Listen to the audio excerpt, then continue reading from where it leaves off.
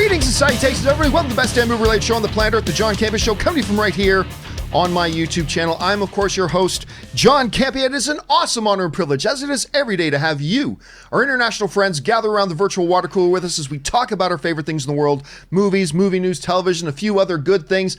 And it is Thursday, which means we have in studio with us, Erin Cummings is here, ladies and gentlemen, but Good no morning. Joey Bishop, and I'm very upset about that, by the way. I know. I'm surprised you even letting me do the show today without Joey Bishop. No Joey Bishop. I had a lot of insomnia last night, so I kept her awake all night long. And this morning when I said, hey, let's go see Uncle John, she said, I'd love to, but it's raining, so I think I'm going to stay in. Yeah, I get it. Now, listen, you might be wondering, hey, it's No Pants Thursday. Why is Chris Carr not here? Well, the whole lockdown thing is going on. I'm limiting to one person coming into the house at a time. So that's what we're doing right now. And we know Chris is taking care of herself as well. And we hope you guys are doing the four important things. Stay smart, stay safe, take care of yourselves, take care of the people around you, and let's get all this nonsense and BS behind us as fast as we can. Hey guys, I want to let you guys know about something. First off, is this. Now, I mentioned this yesterday, but I will mention it again today.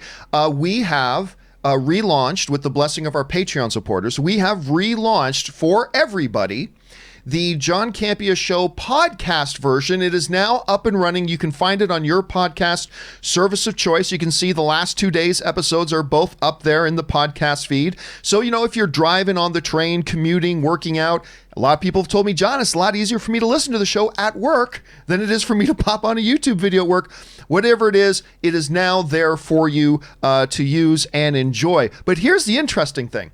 So yesterday I told you guys that we had relaunched it, and I said, my goal, let's see if in the first month, if we can get the John Campea Show podcast into the top 50 on the iTunes charts. Let's see if we can get it into the top 50 in the iTunes charts.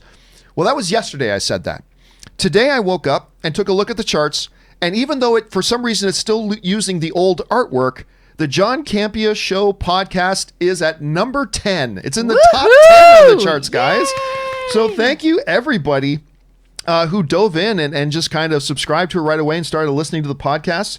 So thank you for that. And listen, guys, let's see if we can get it even higher. Even if you don't plan on listening to the podcast, go find it and add it to your podcast subscription list. Let's see if we can get up even higher than number 10. So thank you to everybody for doing that. And we hope you enjoy the podcast version. Okay, guys. We got some stuff to talk about here, so let's dive into our main topics today. And how do we select our main topics here on the John Campea Show? Well, it's really rather simple. You see, you guys come up with them by going anytime 24/7 over to www.thejohncampeashow thejohncampeashow.com/contact. I had podcast on the mind. www.thejohncampeashow.com/contact. Once you get there, you're going to see a form. Fill it out with your topic or question, hit submit, and then maybe, just maybe, you might see your submission featured as a main topic here on the John Campea Show. With that down, let's move on to main topic number 1. And our first main topic today gets submitted to us by one of our Patreon supporters, Don J. Thank you for being a Patreon supporter, Don J. Hey, John. So the new Quibi streaming service founded by Jeffrey Katzenberg launched this week. It features shows, movies, documentaries, and more. However, the shows/movies are broken into chapters/episodes at 10 minutes each or less and can only be viewed on a mobile device. The service costs $5 with ads and $8 without ads per month after the free trial. Do you think there is any kind of appetite for this type of service, especially in the crowded streaming world? All right, thanks a lot for sending that in, man. And yes, we've been talking for a little while about this Quibi thing that they were going to be trying to do. The whole notion of, and man, they dumped a load of money into this. A load of money into this with big stars. They were very, very ambitious with the notion of it's basically Twitter for television entertainment. It's short form, whatever, and they vested a lot in this. They launched. Now, I've been saying for a while, and I didn't know, but I've been saying for a while, I don't know if this is going to get a lot of traction. Because whereas we are very short attention span people, for whatever reason, when it comes to our narrative on-screen storytelling, we kind of like longer form. That's what it feels like to me at any rate. And so I just wonder if it's going to do well. Well, they did launch. And whereas Disney Plus, which is a horse of a different color, but still, Disney Plus launched on its opening day with 4 million subscribers. Quibi launched with 300,000. Now, here's what Deadline reports about it. With shelter-in-place widespread, not many people are moving around these days. In an interview with Recode, founder Jeffrey Katzenberg said he had considered delaying the launch, but decided not to. I don't see why you would delay the launch of something that you watch in your home, but at any rate. But decided not to, offering a 90-day free trial instead. It won't be clear until the trial wraps how many stay with Quibi and choose to pay $4.99 for an ad-supported version or $7.99 for ad-free. T-Mobile US is offering a 1-year free subscription. All right. There's a couple of things here with this that I find odd. Maybe it's me, but if I'm going to me, there should be two different models. One, a free model that becomes supported by ads. We know Universal's Peacock, what a stupid name. Universal's Peacock is going to try to be adopting that with higher levels as well. But you can watch basic Peacock for free because they're going to support it with ads. The moment I start paying you money for it, I shouldn't get ads. So it is a 10-minute form, which is different, mobile experience that you got to pay $5 a month for, which is reasonable, but still have to watch ads, kick in a couple more bucks, you get ad supported. Here's the thing, Erin. I look at this and my thought is instantly 300,000 is not good. And that was with all T-Mobile users getting a year for free and with everybody getting a 90-day free trial subscription. And they still only managed to pull in 900,000. Listen, I hope this works because anything that gives us more storytelling, anything that creates more opportunities for storytellers and actors and crews and networks, that's all great. I'm just sitting here feeling a little bit dubious that the short form stuff is actually going to work in a network model and that people are going to want to pay money for something that is still ad supported or even pay the $8 or $9 a month for stuff that's only 10 minutes long, even if there is great value there. Now, I'll say, Erin, I have not tried it out yet. So I might try it and think it's the greatest thing in the world. So big asterisk, I haven't tried it out yet. You look at this, Erin, 300,000 subscribers sign up for it first, and that's with 90-day free trial again. Should this be considered disappointing? Should it be considered a win? And what do you think the long-term prospects are for a model like this? Well, my first question is regarding the pay format. Don't we pay for Hulu and that's got ads? I pay for Hulu and I don't have any ads. I have a lot of ads, and I think, really? and I maybe I've just been. You know what? I probably pay for the higher thing of it. You're very fancy, John. Oh yeah, I'm all only about the best for John Campea. I get it. Best. You know, I'm a little lowbrow, so I gotta have all the ads. My jock powder is gold dust. Just so everybody knows. Jock powder? What is that to prevent the what is that? I'll be honest with you, I've never used the stuff a day in my life. I have no idea. I think it's to prevent chafing or sweaty there's a gold bottle of powder stuff that Tom has. I don't know what he does with it, but he's always fresh and clean. That's always great when your husband has some, you have no idea what he does with it. I don't ask questions. Okay, but back to Quibi. So I agree with you. There's so many things to talk about here. My first thought was I actually understand Jeffrey Katzenberg's hesitation in wanting to launch versus wanting to hold out, because the way that I see this with these short forms is right now people are stuck at home. This is binge watching. I watched 3 seasons of Deadwood. I watched Tiger King, which I'm still so shocked that you didn't finish watching. That's a whole other conversation. I'm now going back and binging Sharp Objects. Right now is the time for people to really get into the series that they maybe didn't get a chance to watch because they were too busy, living life and going to work and leaving their house. And so right now is not the time that I really want to watch a show that's only going to be 10 minutes long.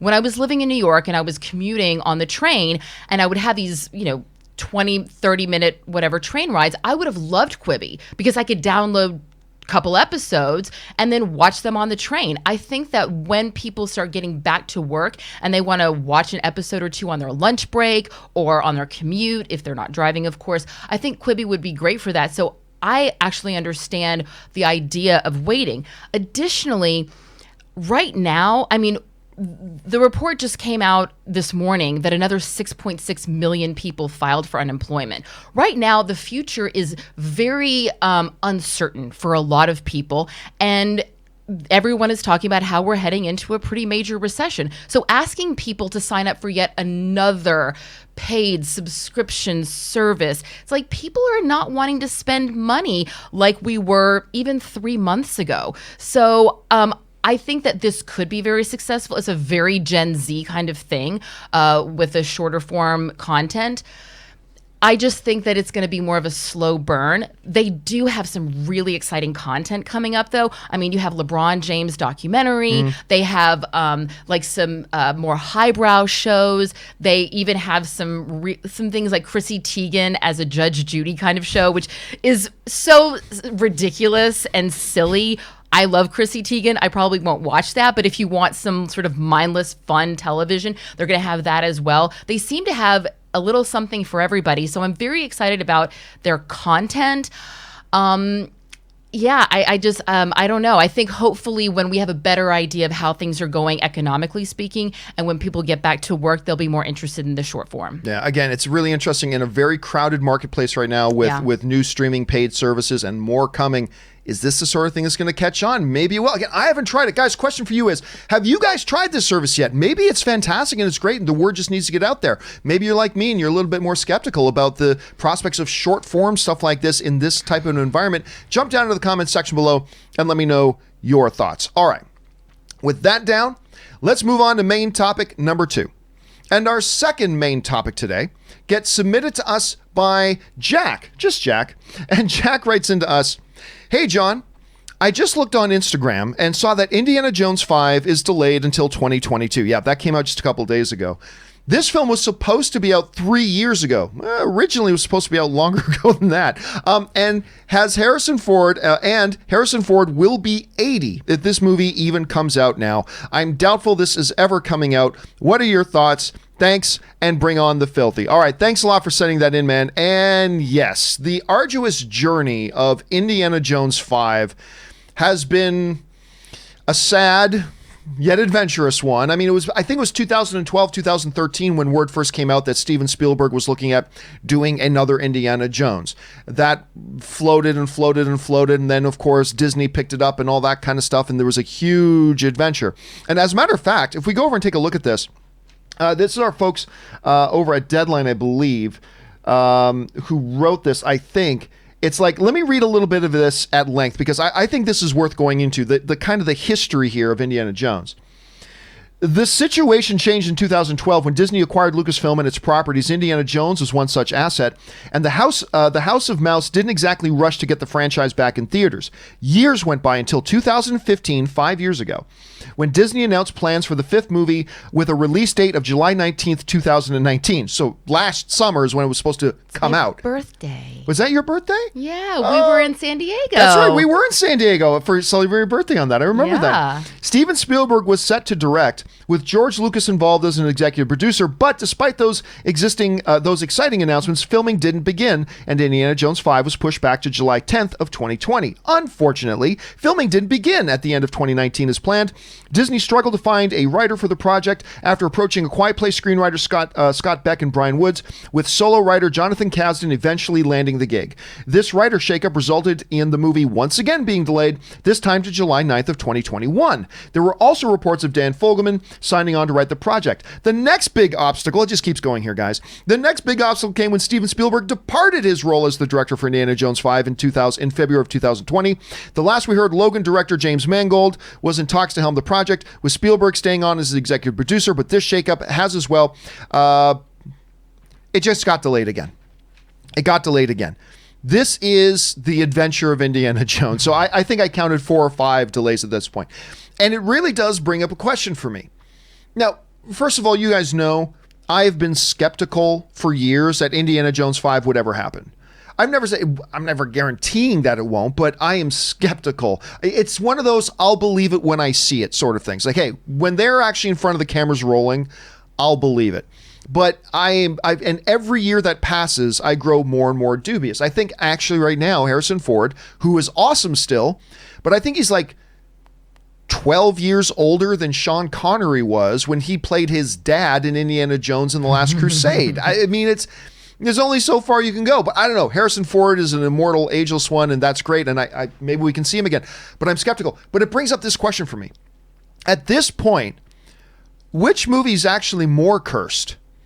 Is Indiana Jones 5 more cursed? Or is New Mutants more cursed? Because New Mutants was a movie that was supposed to come out like 3 years ago. And then got delayed, and then got delayed, and then purchased by Disney. Then they had a date, and then it got delayed again. And right now, we have no idea. I believe as of right now today, there is no official release date for New Mutants. So you got to ask the question, which one of these two is more cursed? And I got to tell you, the more I think about it and the more I look at it, I would have initially said New Mutants, but I'm actually starting to think that Indiana Jones 5 is actually far more cursed. It's some tomb that Indy went into and picked up some bad juju, man, and it has just been absolutely cursed. Look, I'll go on record right now. I've said before that I have doubts and I'm skeptical it's going to happen. I will now go on record and say this movie is not happening. No, this movie ain't going to happen. It's not going to happen. It's just been pushed off way too long, far too long. It's been pushed way too much in the future. I just don't think this movie is happening at all now. They may still say it is. They may announce that James Mangold, who is awesome, they may say James Mangold is coming on to direct. Great. I still won't believe it. Until I see pictures of them on set and Harrison Ford in the hat with the whip and the shirt and doing his thing, I will not believe this is happening. That's where I'm at right now. Erin, let me ask you this question. We hear about the delay after delay after delay. The bigger question is, do you think this thing is even going to happen at all? Do you think this movie is going to happen at all? And should it happen anymore at this point? I don't know. How do you think about it?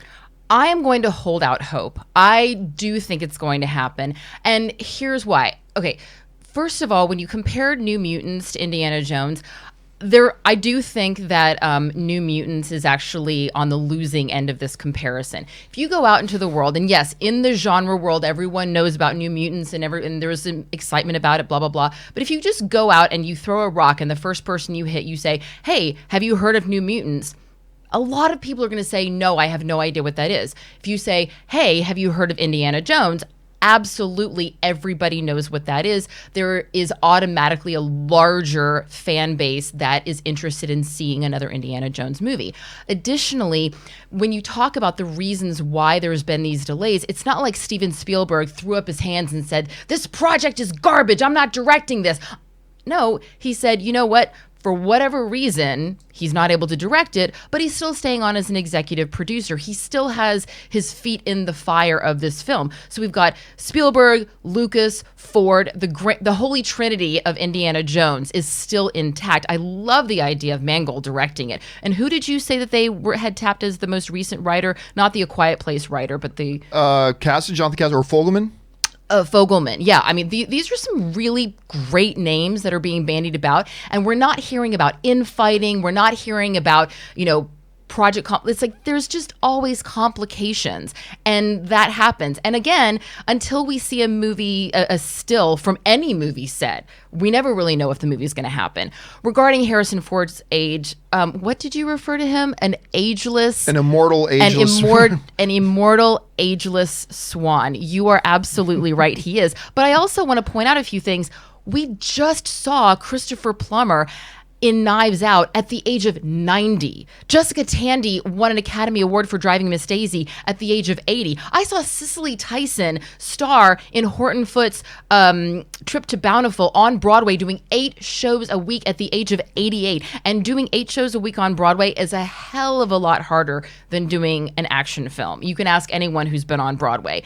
And also, let's be honest, are we going to see Indy with the rope, and we'll see him in the hat, obviously, and he might have a rope, but he's not going to be like running from boulders. There's going to be the younger guy, and he's going to do his thing. So I think that Harrison Ford absolutely can handle this at the age of 80. And I really hope that we do get to see this. And I think that I think that Spielberg and Lucas want us to see it too. All right, guys. Question is, what do you guys think? Do you think this movie is actually ever going to happen at this point? And just as an aside, which movie at this point would you say is even more cursed? Indiana Jones 5 or New Mutants? Jump on down to the comment section below and let us know your thoughts. All right. With that down, let's move on to main topic number 3. And our third main topic today gets submitted to us by Jack Dries, who writes, I can officially say that I am one of the few people in the United States that has seen STX's My Spy in a movie theater through a press screening. However, the movie has officially been acquired by Amazon and will debut on their service. The date the film drops has not been announced yet, but it is coming. What are your thoughts? All right, thanks a lot for saying that in, man. And yes, Dave Bautista, who I am a big fan of Dave Bautista. Dave Bautista's new film that looks like utter shit, My Spy, had been delayed. Then it was delayed. They played it in Canada in a number of theaters for a bit, and then the delay again, and of course, whatever happened. And now we have a situation where the film has actually been acquired by Amazon. Now, this is not the first time that we've seen something like this happen, right? We go back, of course, to the Cloverfield movie incident with Paramount. Remember that? They were getting close to releasing that new Cloverfield movie in theaters. Last second, Netflix acquired it, and they dropped it on Netflix like the next day, like catching everybody's surprise. Then we watched it and we realized why that happened, because that movie was garbage. Anyway. So we've seen this happen a couple times, and the latest Kumail Nanjiani romantic comedy, it also just recently made the jump. Now with Issa Rae? Yeah, with Issa Rae. Oh God, I personally really like the look of that movie, but it was getting no buzz and no heat. Yeah, we move on. It looks like a fun one. It does look like fun. So some people were asking me, like especially when the one with Kumail Nanjiani happened, like some people said, whoa, like the movie theaters got really upset when a movie that was supposed to come out theatrically in Trolls World Tour decided to make the jump to streaming. Are they going to get upset about that Kumail Nanjiani one or something like this My Spy one? The difference is there's a major significant difference here, and that is this. The studio did not decide to take their film and just drop it on a new service. That's not what happened here. They sold the movie. Like they actually sold it. STX sold the rights to it, and now it's not theirs anymore. It's Amazon's now. And Amazon is going to put on theirs. So it's a vastly different kind of situation. Look, this movie, I heard nobody was excited for My Spy. Now, the reviews that were coming out for it weren't the worst in the world. It sits at about 50%, so not the worst in the world. But I know nobody. I've had no fans on this show writing in saying, you know what movie I'm looking forward to? My Spy. I haven't heard anybody say that. And let's face it, the movie didn't look any good. And, somebody's going to have to make a meme of Dave Bautista, who I like very much. Let's make clear. I'm going to jab at him a bit here, but let's make it clear. I like Dave Bautista very, very much. But someone's going to have to make a meme of one image of Dave Bautista talking about Fast and the Furious, saying, I don't want to do Fast and Furious. I'd rather do good movies. Remember when he said that? And then right beside that, put a poster of Stuber and My Spy. I would love somebody to do that. Please make that for me. So I'll be honest with you. In a movie world right now, Erin, where, listen, we're not getting this time back. This theatrical window that we're in right now, we're not getting that time back. It's gone.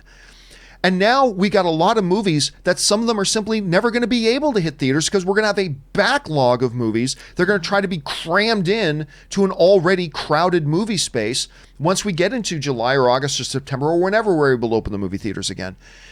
And so there are going to be some casualties of that, and they're probably going to be, like nature, survival of the fittest.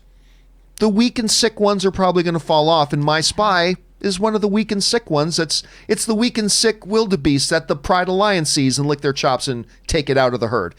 I think I'm not surprised. I'm not surprised, and we're probably going to see a few more of these sick and weak movies make a jump as well as it becomes more and more congested. But anyway, you see this. Were you surprised at this? Because they've tried a couple of times to give theatrical windows to this movie. I thought they might hold out for it. So were you surprised by it? Do you have any interest in this movie? What do you think about this? I agree with you. I love Dave Bautista, but yeah, he's not hitting a lot of homers on the movies that he is starring in, that he's leading. Right. And there are some actors that are really phenomenal as character actors, as supporting actors, but don't necessarily carry a film. And that's not a bad thing. It just means that, just stop trying. People are trying to push him to be the next The Rock, and I get it. But I at this point, it's 2 for 2 on movies that he's not necessarily hitting it out of the park with. So I do understand this move by the studio. It makes a lot of sense. P&A for a film in a theater, I mean, you know, John, more than most people. You certainly know more than me as far about how challenging it is to have a film in theaters, the amount of money that is required to have a film actually go out in theaters, whereas it is a completely different financial investment to just put it up on a streaming platform. And right now is a great time if you have a film that is looking at a questionable box office return. Now is a great time to throw it on a streaming network because people are stuck in front of their computers. They're stuck in front of their televisions. They're going to sit there and go, oh, well, I'll try this out. And that's the thing is I think we're going to start seeing a lot more of this happen even when theaters open up again and even when people start going back to the movie theaters is you're going to see studios that go, you know what? I just don't know if this is going to have the box office return that we need this to have. So let's go ahead and have this on a streaming platform, and let's save our theater films for the ones that are more big ticket items that we know people are going to want to see. Yeah, that makes. And by the way, Dave Bautista. He is simply not ready, I don't believe. What Stuber showed me was he's just not ready to lead a film. But what I love him in, he's at that level now where you give him a supporting role and you give him a very clearly defined role in a supporting role, he can be really effective. I thought he was really good in Blade Runner 2049. Mm-hmm. I love him as Drax the Destroyer in the Guardians of the Galaxy film. I even liked him in Man with the Iron Fists. Yeah. I even liked him in that. So it's kind of clear to me he's not yet ready to lead these types of films. But anyway, the question here is, guys, what did you think about that move? Were you excited about My Spy? I haven't heard anybody say that they were, but maybe you were. Anyway, jump on down to the comments section below and let me know your thoughts. All right. With that down and out of the way, let's move on to main topic number 4. And our fourth main topic today gets submitted to us by Samuel Pole, who writes, amid Disney's other troubles, they have something to celebrate, as Disney Plus has now surpassed 50 million subscribers. This is thanks to their international rollout across Europe, as well as increased growth in the States. Disney Plus now has passed the company's other services, Hulu, with 30 million subscribers, and is already 1/3 of the way to Netflix. Not quite 1/3 of the way, but getting close. With that, which has more than 160 million subscribers. What does this tell you about the appeal of Disney Plus, even without the new content we'd like to see from it? All right, thanks a lot for sending that in, man. And yeah, Disney Plus. They were hoping, their initial projections were, we'd like to have 50 to 60 million subscribers by 2024. Well, they're at 50 million subscribers right now. You might want to put a little bit of an asterisk beside that, but we'll get to that in a second. It is nonetheless very, very impressive. The Hollywood Reporter writes this: the uptick in subscribers comes after nearly a 5-month-old service began to roll out in more countries around the world. On March 24th, the service became available in the UK, France, Germany, Italy, Spain, and other European countries. It launched in India on Friday. We're going to talk about the India one in just a second. It launched in India on Friday. Disney said that the India launch, which was conducted in conjunction with the Hotstar service it acquired in its purchase of the Fox assets, accounts for around 8 million of the Disney Plus's subscribers, the Hollywood Reporter. Now, before we talk about how remarkable this whole accomplishment is for them, and it's absolutely remarkable, there is a little asterisk you got to put beside it just for a second. Number one, when comparing it to something like Netflix, which has been around forever, it's at 160 million subscribers, those are firm subscriber numbers. There are still a lot of subscribers, like, for instance, a lot of Verizon customers got 1 year free service. There's a number of other promotional things that happen. So there's going to be a certain number of that 50 million that has to be accounted for a bit. The other big interesting one for me, and I had a number of our viewers from India write to me and tell me about this, is that, they've had this Hotstar service in India, which there's a free ad-supported version. We were just talking about that. But they also have a $20 a year plan that gets you all the Disney stuff. They've had all the Disney stuff on Hotstar there. And now they've rebranded Disney Plus and Hotstar in India as Disney Plus Hotstar. That's now the name of it in there. But here's the interesting thing. All they did was they counted in that number the already pre-existing Hotstar memberships right into it, because if you have the $20 plan, you're already good. You've got it automatically. So they just roll that 8 million viewers, and a lot of people think that the number might be bigger than that, into that $50 million or 50 million subscriber number. Be that as it may, it is still ridiculously impressive that they've hit that type of number this fast. I attribute it to simply the library and the Disney name. Because obviously, a lot of people have been criticizing Disney Plus lately that they have not been rolling out original content. Now, yes, they've put Be Our Chef with Angela from The Office, and it's a delightful little show. They have Wood Shop, or Shop Class with Justin Long, another delightful little, 3 teams of kids making things out of wood, and it's a little competition show, much like Be Our Chef is. These little low budget, low things.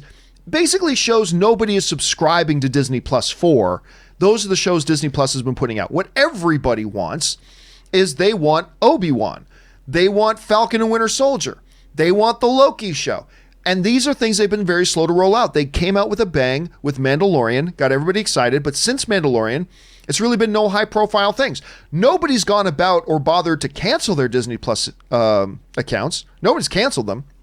And they've got a great library.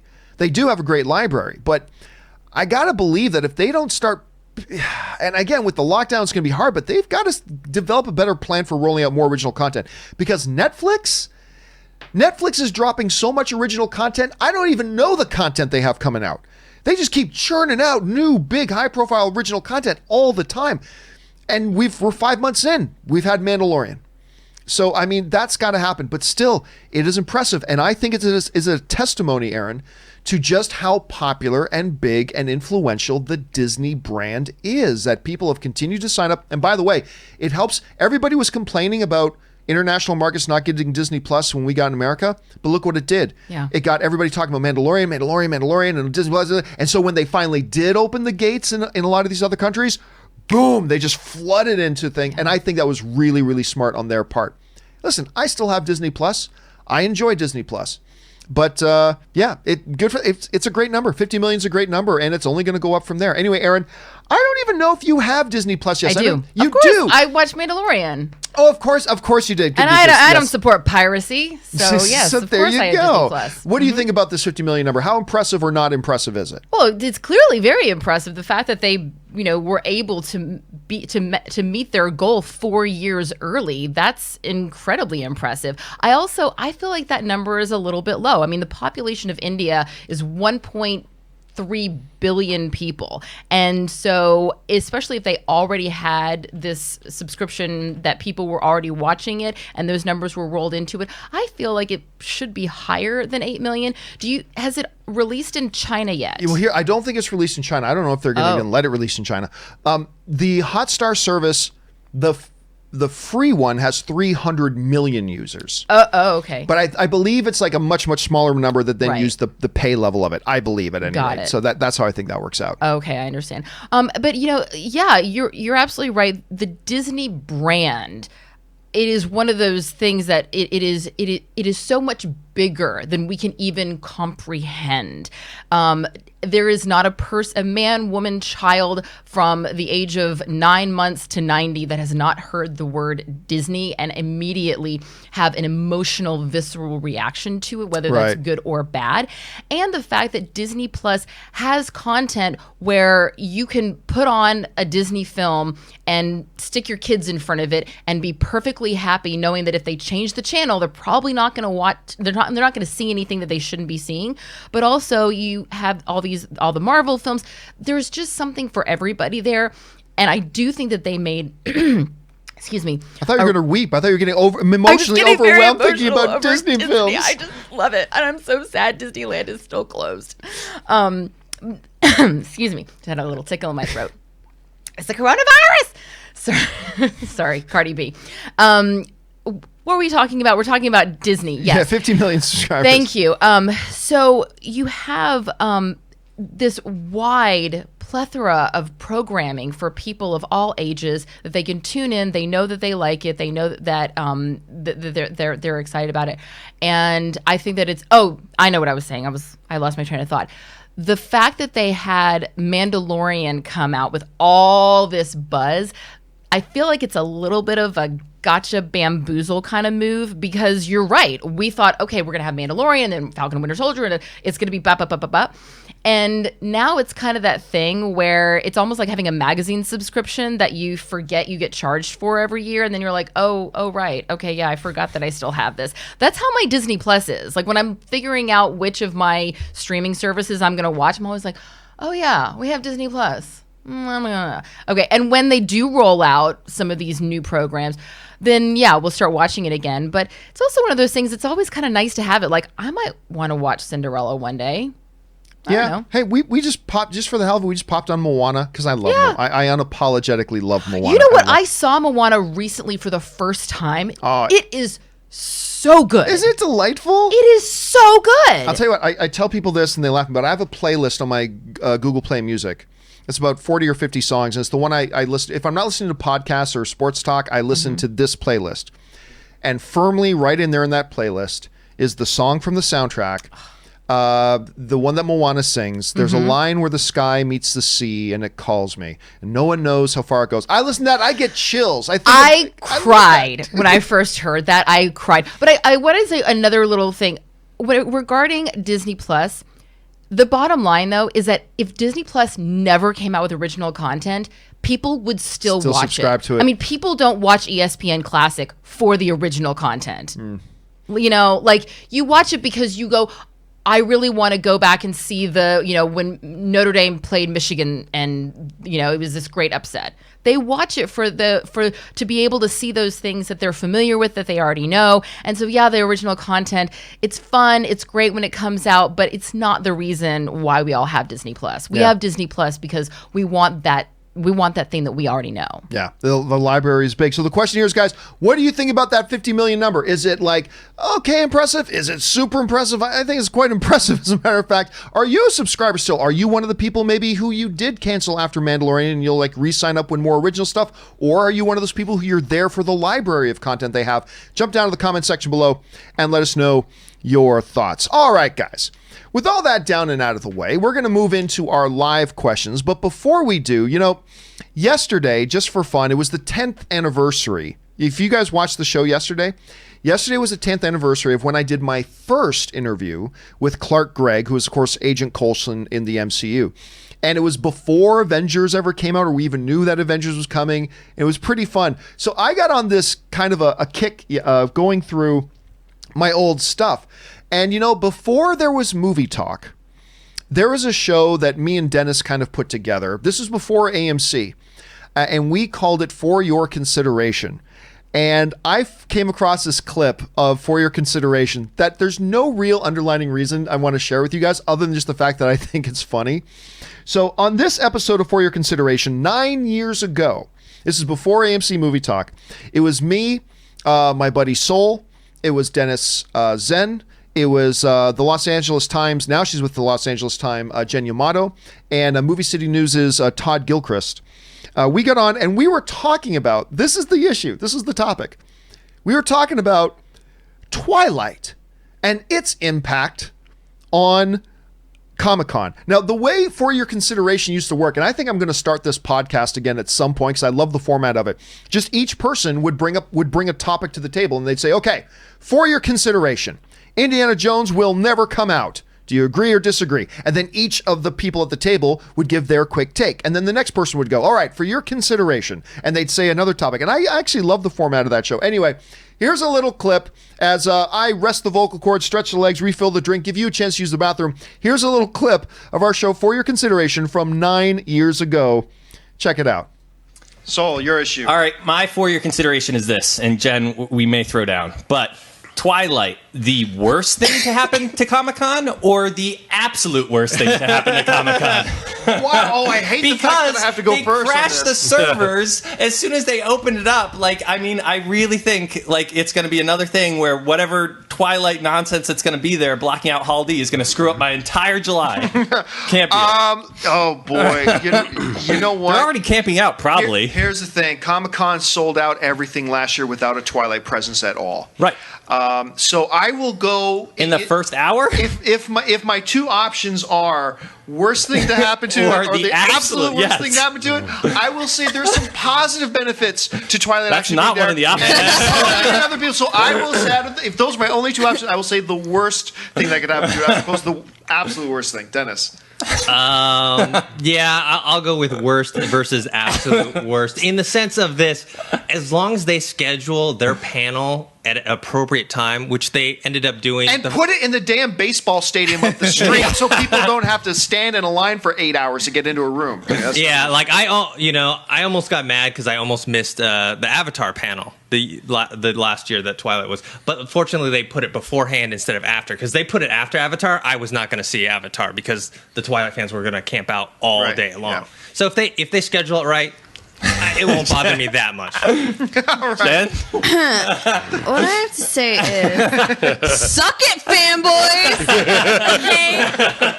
Twilight Mania deserves its time in the sun, and we're going to have at least, a few more years of it. So you guys can deal, okay? If your internet connection isn't fast enough for you to grab those Comic-Con badges, some Red Bull fueled like preteens clicking refresh constantly. He's gonna make out with me. you guys are gonna have superhero franchises to nerdgasm over for the rest of time. So give Twilight kids and fans and mothers, give them this brief period of time to be the best time of their lives, camping out in San Diego, in downtown San Diego, with other fans. But also, Hunger Games is going to be the next Twilight, which I'm really looking forward to. So is that zombies or vampires? What is that? No, I know it's a trilogy, but I don't know it's what like it's based battle on. royale with kids, basically. So yeah. You mentioned just as we prepare to sign off here, it reminds me when you said Twilight Moms. I remember this great poster, one of those fail posters, those fake motivational posters, and it's a picture of a bunch of real group of the Twilight Moms, holding their signs, Twilight Moms, whatever. But the subcaption of it was, if this was a group of 40-year-old men screaming about a high school girl, you'd be calling the police. Yeah. Absolutely true. The difference is 40-year-old men do that anyway. They just don't. Also, absolutely true. You got me there. Hey, listen, we have gone overtime, so we got to wrap this thing up. I want to. All right, guys, that was a little blast from the past, and there we are. That was a little blast from the past. I hope you guys. I got a big kick out of that. Again, when I was searching for that Clark Gregg clip, I just remember I came across a bunch of other old, really funny clips, and I thought, you know what, I want to share one of those. So, hope you guys enjoyed that. Anyway, let's now move on to our live questions, shall we, guys? And we're going to start off our live questions here with Eric Huffman, who writes. Oh, and Eric Huffman sends in a $50 tip. Thank you so much, Eric, for supporting the channel on that level. And what I like to do around here is when somebody sends in a $50 tip or more, we like to honor that by not only answering the question here on the show, but then a little bit later, in a week or two, you're going to see this question get its own standalone video on the YouTube channel. So keep your eyes open for that. And again, Eric, thank you for the support. Eric writes, hey, John, longtime fan from Detroit. Oh, thanks. Hey, from my city. Erin's got a tight connection with Detroit, yes, obviously. I do. When you stream your show, how do you make sure YouTube won't cut off the show due to potential copyright issues with audio?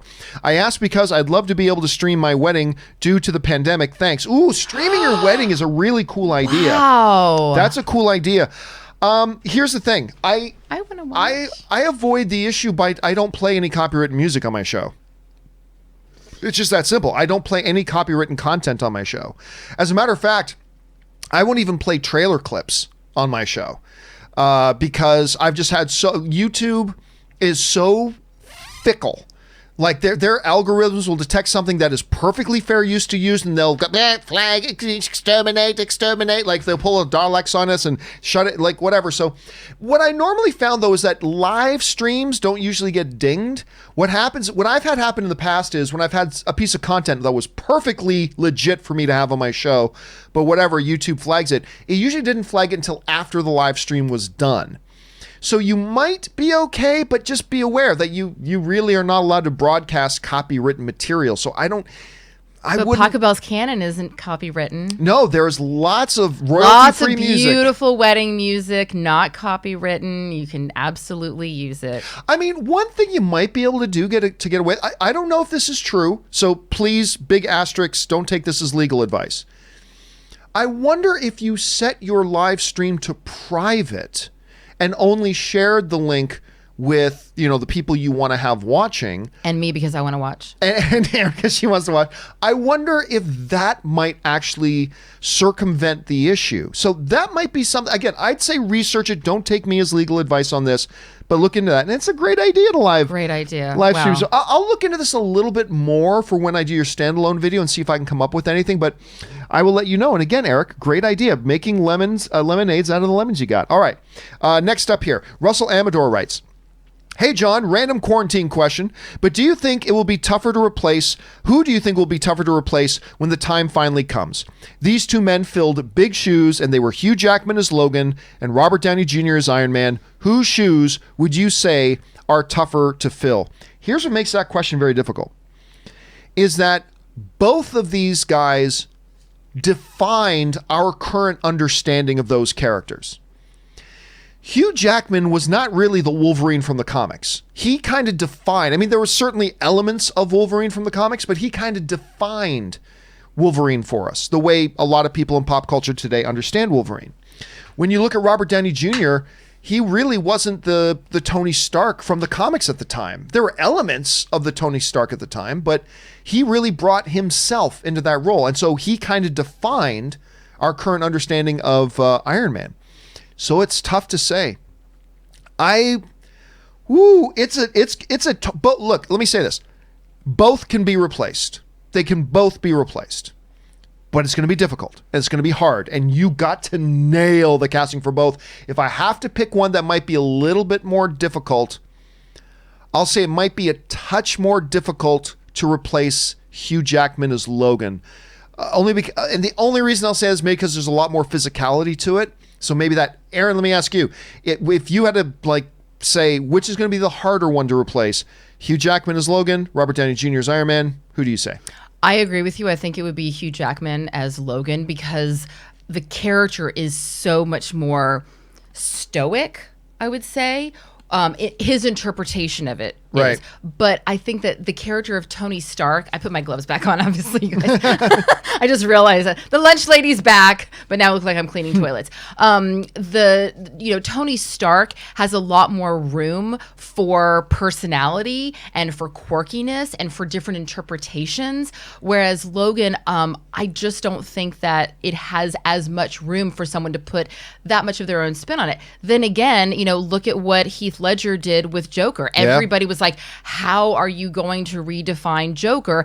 And he completely redefined it to a point where it was almost unfathomable that anyone could redefine it again. And then, of course, we have Joaquin Phoenix. So, yes, everyone is replaceable, especially actors. You know what? I think you raised a good point because I always said going into the J.J. Abrams Star Trek movie that Chris Pine was playing Captain Kirk, I'm going to say the one thing Chris Pine cannot do is do a William Shatner impersonation. And why would you want to? Make your own Kirk. Yeah. And he did.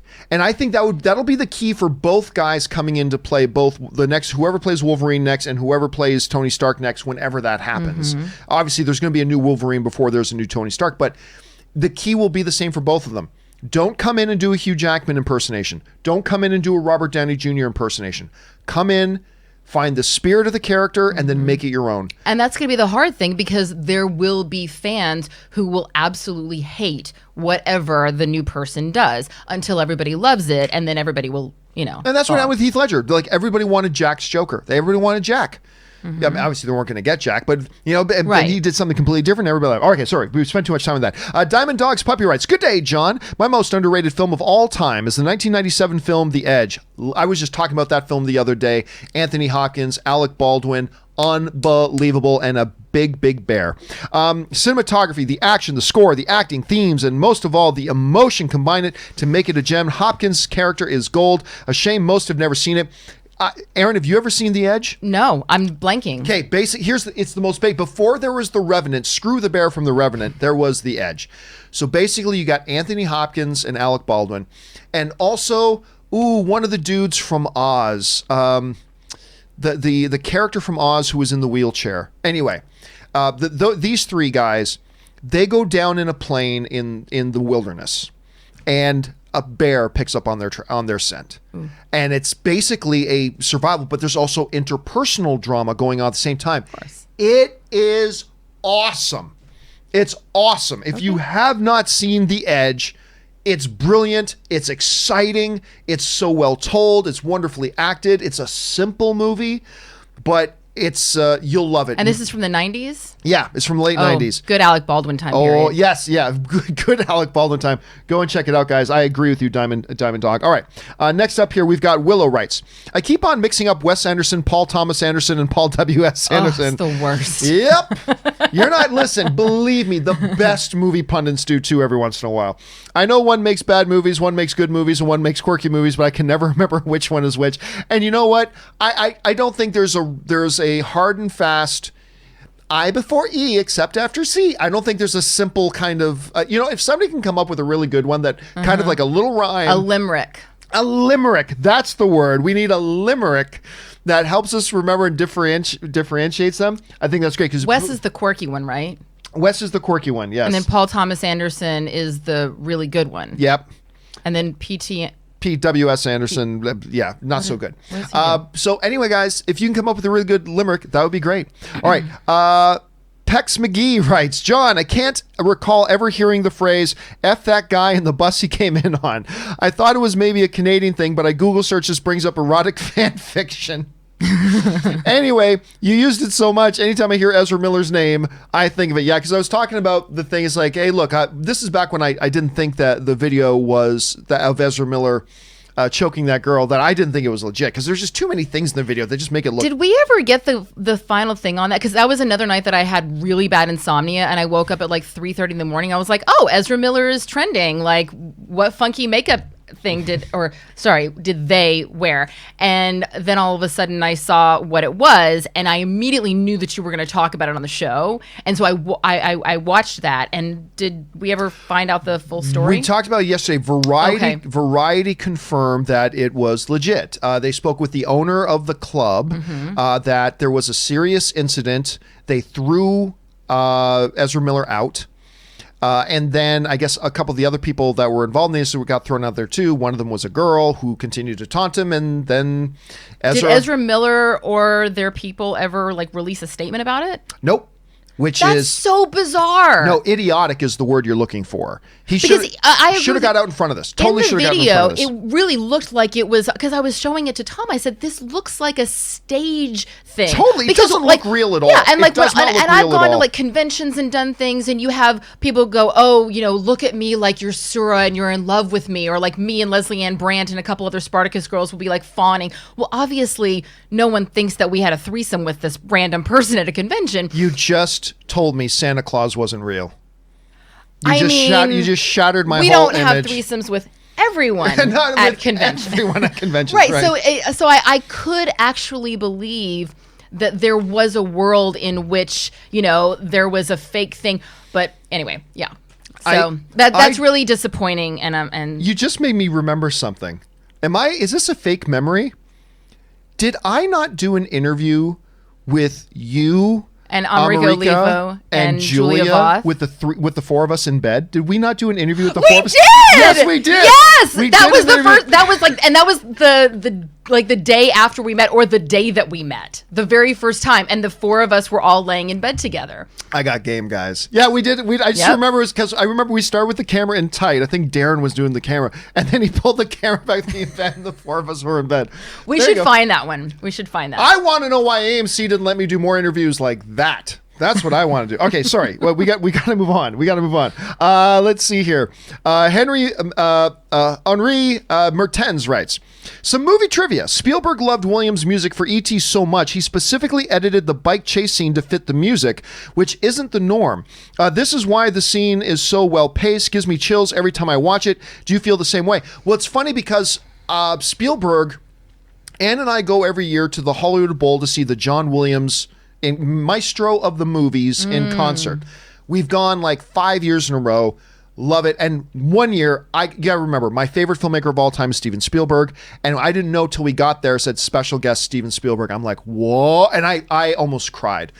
Spielberg comes out and they're doing all these things. He tells these stories. And he actually mentioned that. And during one of his concerts, they actually did this thing where at one point in the concert, John Williams brought up the movie E.T., the final scene of E.T., with the soundtrack removed, and just him and his orchestra played the music to the final 10 minutes of E.T.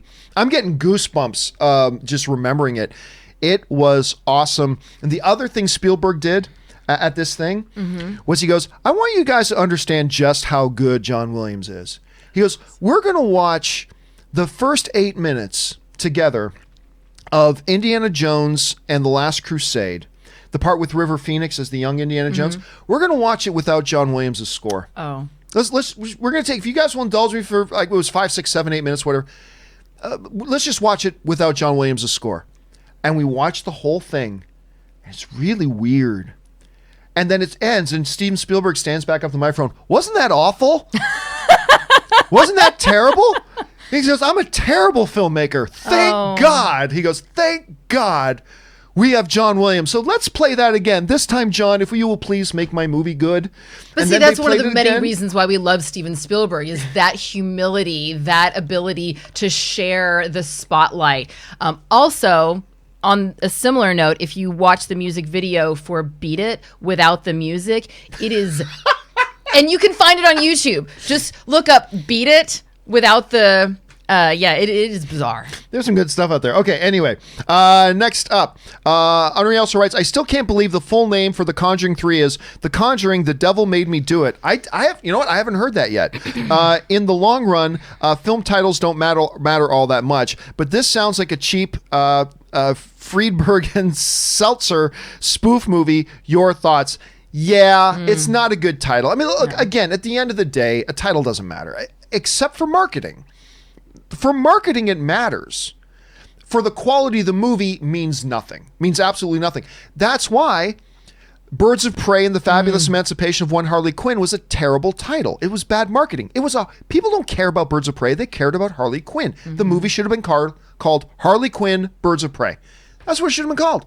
But this at least starts with The Conjuring. It probably won't hurt at all, but I agree with you, Henri. It's not a good title. Tiberius writes, hey, John, my wife, hey, John and Rob. Rob is not here right now. My wife and Rob share a passion for Bond movies. Over our 20 years together, my wife has snuck me into the world of James Bond, or sucked me into the world of James Bond, but makes fun of my favorite, Timothy Dalton.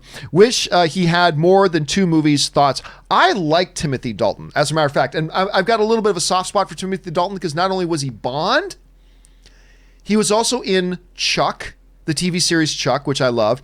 And he's currently in one of my favorite shows on television, Doom Patrol. And I love him in that. I like him very much. Of course, he was in Hot Fuzz with Simon Pegg. I thought Dalton was a good one. I really do. So I'm with you. Do you have a favorite James Bond, Erin? Sean Connery. A lot of people say that. I'm not a big Pierce Brosnan fan of him. I don't know why. I liked him as Bond, but he's like my 4th favorite Bond. You know who Pierce Brosnan reminds me of? He reminds me of the guy on The Nanny.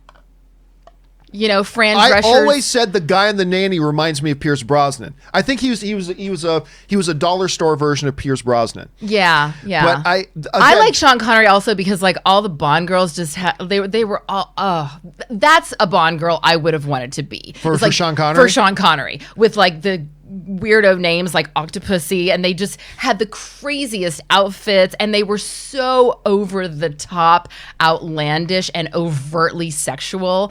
It was a caricature of a Bond girl. Everything that comes out of Sean... Actually, okay, 2 side notes here just on Sean Connery. Did you ever watch the Saturday Night Live Celebrity Jeopardy sketches? Obviously, oh yes. My God.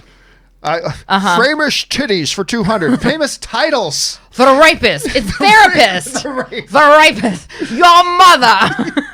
No, I can so never good. get enough of those. And when Minnie Driver, they're like, he's like, write the letter I, and she just draws a pic, or write a letter, any letter, and she draws a picture of an eye, and he goes, you drew a picture of an eye. I here's a letter. I mean, all of those sketches are brilliant. If you guys have never seen the Celebrity Jeopardy where Will Ferrell plays Alex Trebek, particularly when they would have, I can't remember the name of the actor who was the Sean Connery. Was it Daryl Hammond? It was Daryl. Yes, that's who it was who played Sean Connery. It is some of the best stuff that Saturday Night Live's ever done. And I don't even know where that came from. Oh, like, neither do I. did SNL just say, you know what would be really funny is if we created a pretend feud between Alex Trebek and Sean Connery that like literally has no merit in life at all, but just became this thing. I still remember this one where you're supposed to write out your answer on the card, then the answer comes up, and it was a random question. And they go, Sean Connery, what was your answer? And the card comes up, your mother's a whore. It's not even like had nothing to do with anything else. Anyway, sorry, we got to move on. We've been spending, I could talk about that all day. Okay, let's move on here. Next one up comes to us from Dumbledore Calrissian, who writes, I rewatched episode 4 of The Mandalorian, Sanctuary, last night, and I got to say, I love that episode more and more every single time I watch it. A lot of people classify it as a filler episode, but I couldn't disagree more. Side quest, yes. Filler, no. I completely agree. The Sanctuary episode, which by the way I believe was directed by Howard from Jurassic Ron. World. No, his daughter. Oh, Bryce Dallas Howard. Bryce Dallas Howard. That episode was directed by Bryce Dallas Howard. That is one of my favorite episodes of the season. What happened in that episode? Which one That's was that? the one where they go to they try to go off the radar. It's the one where he meets up with why am I forgetting the MMA fighter's name? Oh, yeah. I like her. Yes. So anyway, they're on. I just call her Crush because that was her name on American Gladiators. Anyway, that's where they go to that world and they get the people. It's a little bit of a. I mean, it's very reminiscent of a lot of the old westerns where the heroes come into town to protect the local town from the outlaws and stuff like that. But I thought it was great. It furthered our understanding of the characters. It furthered the relationship between Mando and Baby Yoda. It introduced new characters. That was not a filler episode at all. I thought that was a wonderful episode. I loved it. And you need that balance. You know, there's a saying that when it comes to acting, performing, that sometimes you got to sew and sometimes you got to cook. And you have to cook and you have to sew and you have to cook and you have to sew, but you can't cook all the time and you can't sew all the time. That was an episode that was a sewing episode. But you know what? You can't cook every episode. Was that also the one where Baby Yoda was holding the coffee mug? Yes, the soup. The soup. Which has oh my become God. like the biggest the meme best everywhere meme. now. That look on your mom's face when she sees you opening all your Christmas presents and she knows she did good. Oh, and by the way, it was that episode. Remember, we were only at episode 4. That episode was, at that point, the biggest episode in furthering the humanity of Mando, of really giving him character. And I like that a lot. Anyway, that's just me. Okay, we need to move on. Dumbledore also writes, too much growth and insight into Mando's character happens in the episode to classify as filler. I also love how the ATST scene at the end was shot. Major Jurassic Park vibes. Oh, completely. I got that too. Credit to Bryce Dallas Howard for her direction of this underappreciated episode. I completely agree, Dumbledore. Again, it's not my favorite episode of Mandalorian, but it is one that I think it was my favorite episode at that point. One or two of the further ones kind of topped it for me. Brizzle writes, Chris Martinson, economist and doctor of pathology on YouTube, doesn't think a return to normal for 2 to 3 years, barring a miracle cure / vaccination. He predicted the social distancing and job losses in January. Spot on. What will happen to movie theaters if he's right? I disagree. Now, his modeling is probably absolutely correct, but I think it does not take into account our culture's desire to get back to normal. And it will, right or wrong, and I'm not saying I'm behind this, I'm just saying right or wrong, I think whether it's a good idea or not, there's going to come a point where our culture and society is just going to go, we just need to get back to normal, and if there are consequences, there are consequences. I'm not saying I agree with that. I'm just saying I think that's part. Now, listen, it all depends on what are we defining as normal. We'll right? never be there again. Yeah. I mean, listen, the world, we are completely normal again, but there was a change after 9/11. There was a change. But we got back to a relative normal pretty quick.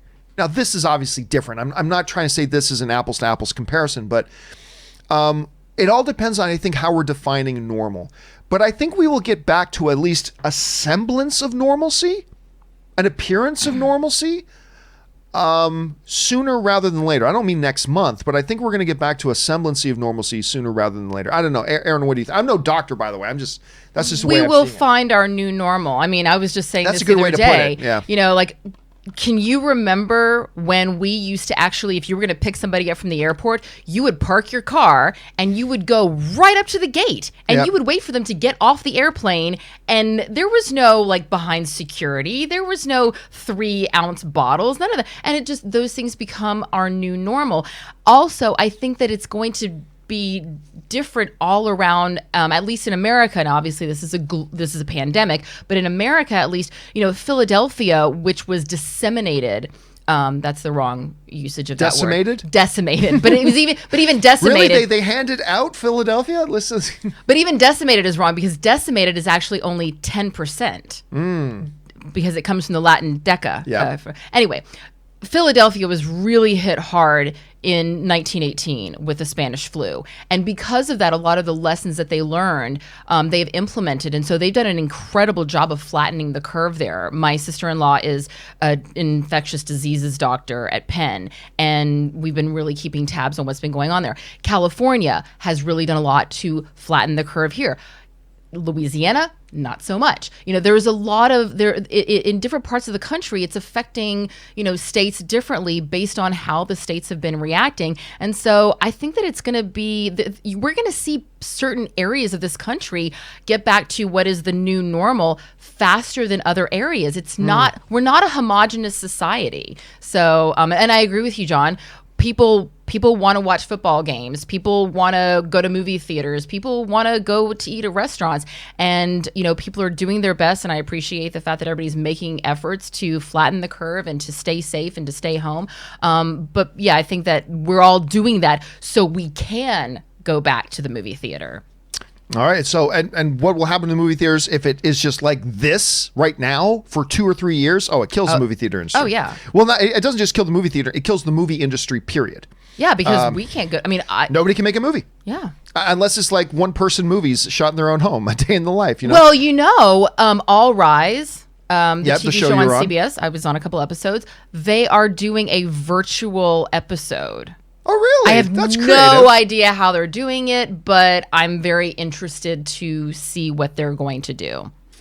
All right, good. All right. Got to move on here. What's next? Next up is, let's see here. Ryan writes, 1 of 2.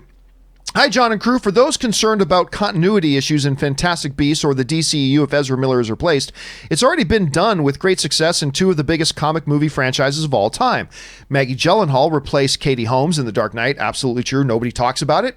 Simple as that. In the MCU, it's been done twice, with Don Cheadle replacing Terrence Howard and Mark Ruffalo replacing Edward Norton. In both cases, it was done so well that nobody complained, and the movies were better for it. Yeah, that is what I've been saying this whole time. Like, look, again, let me just be very clear about this. There is probably a lot of information about the Ezra Miller situation that we are still not privy to and that we probably still don't know. And we very well could have a piece of information come to light that changes our perception of the incident. Barring that, like if everything is just as it is, Warner Brothers will remove Ezra Miller as both Flash and from Fantastic Beasts. And then maybe he'll make a Robert Downey Jr. type of comeback in a few years, which would be great, but that's what it is. A lot of people saying, well, how do you do that? You say it's a Flash paradox? You think, no, you just replace the actor. That's it. You just replace the actor. And the one I've got, and you gave some great examples. We talked about the Don Cheadle replacing Terrence Howard. They didn't have to do anything. Just Don Cheadle just showed up on screen as Rhodey and said, yeah, it's me. Deal with it. And then moved on. They didn't do any fanfare for replacing Edward Norton as Banner to Mark Ruffalo at all. And the one thing I go back to a lot is within the Harry Potter franchise itself. Richard Harris passed away, and they brought in a new Dumbledore. Now, that was an extreme circumstance, but still, as far as the screen was concerned, one guy was playing Dumbledore, the next movie another guy was playing Dumbledore, and it was fine. So, barring other information coming up, they will just replace him as the actor, and it'll be weird for a second, and then we'll all adjust to it, and it'll be fine. I don't know, Erin. I'm curious, as an actress, how do you look at that situation? Is it just that easy? Is it incredibly difficult? Like, how do you see it? We are all replaceable. We are all replaceable. I mean, I was replaced on a TV show once. I found out some information that was a lot, that I found out that I had been lied to. I called my agent. We had a really big conversation, and he wrote a sort of he threw down the gauntlet with production, and they were like, okay, great, yeah, she can go. And literally, they had another actress on a flight within 3 hours. I mean, I don't lose sleep over it. It was a show that I didn't really need to be doing anyway, but it happens. And I learned very quickly, like, oh, right, oh, okay, yeah, it doesn't even matter if you've already shot footage. Like, everyone is replaceable, you know? And I think that that's something that everyone in every industry should always keep in mind. Everyone is replaceable, so don't act like an asshat. All right. Next up, good life lessons. There's a T-shirt that needs to be made there. Let's see. 24 Savage writes, buy one, rent one, lose one. Snyder cut, JJ cut, or Cat's cut. Can I just sell them all? I am not really all that. Buy the Cat's cut. Okay, maybe I buy the Cat's cut. You know what? No, okay. So if I buy one, it's the Snyder cut, because while I don't care about it, I'd at least be curious to see how it would have been different. So I'll buy that one. JJ cut, I guess I'll lose. Cat's cut, I'll rent, just because I don't know. There's something glorious about it. You rent the Zack Snyder one because you're just curious about it, so you see it. You buy the Cat's cut because then every time you have friends over and you do mushrooms, you put that on and you watch that. Which, by the way, did you see the Cats with Buttholes trailer? I did not. I still haven't watched that. Chris and I were all over. Somebody sent it to Chris and I, knowing. See, I feel like I shouldn't watch that unless Chris was here. I think maybe the first show that we do when we can have more people in the same room at the same time, I think the first thing we'll start off the show with is, okay, you're going to see us live react to the Cat's Buttholes trailer. Hashtag release the butthole cut. Yeah, I will have to take that's, I think, will be my first time watching it. I've seen it and it's glorious. All right, next up, Darklock 63 writes, Highlander 2 is a complete mess. I think Highlander Endgame is an even bigger travesty in that it states that the ending of Highlander did not happen, that Connor was the winner of the prize and not Duncan. That Connor did not happen, that Connor was the winner of the prize and not Duncan. Death to retcons and multiverses. Yeah, listen, it is, I will always, for the rest of my life, I will always talk about the Highlander franchise, because it is the only franchise that the first film, Highlander, is in my all-time top 10 favorite films ever made. Christopher Lambert, Clancy Brown, Sean Connery, the soundtrack by Queen. I love that. It's so creative and innovative and all that kind of stuff.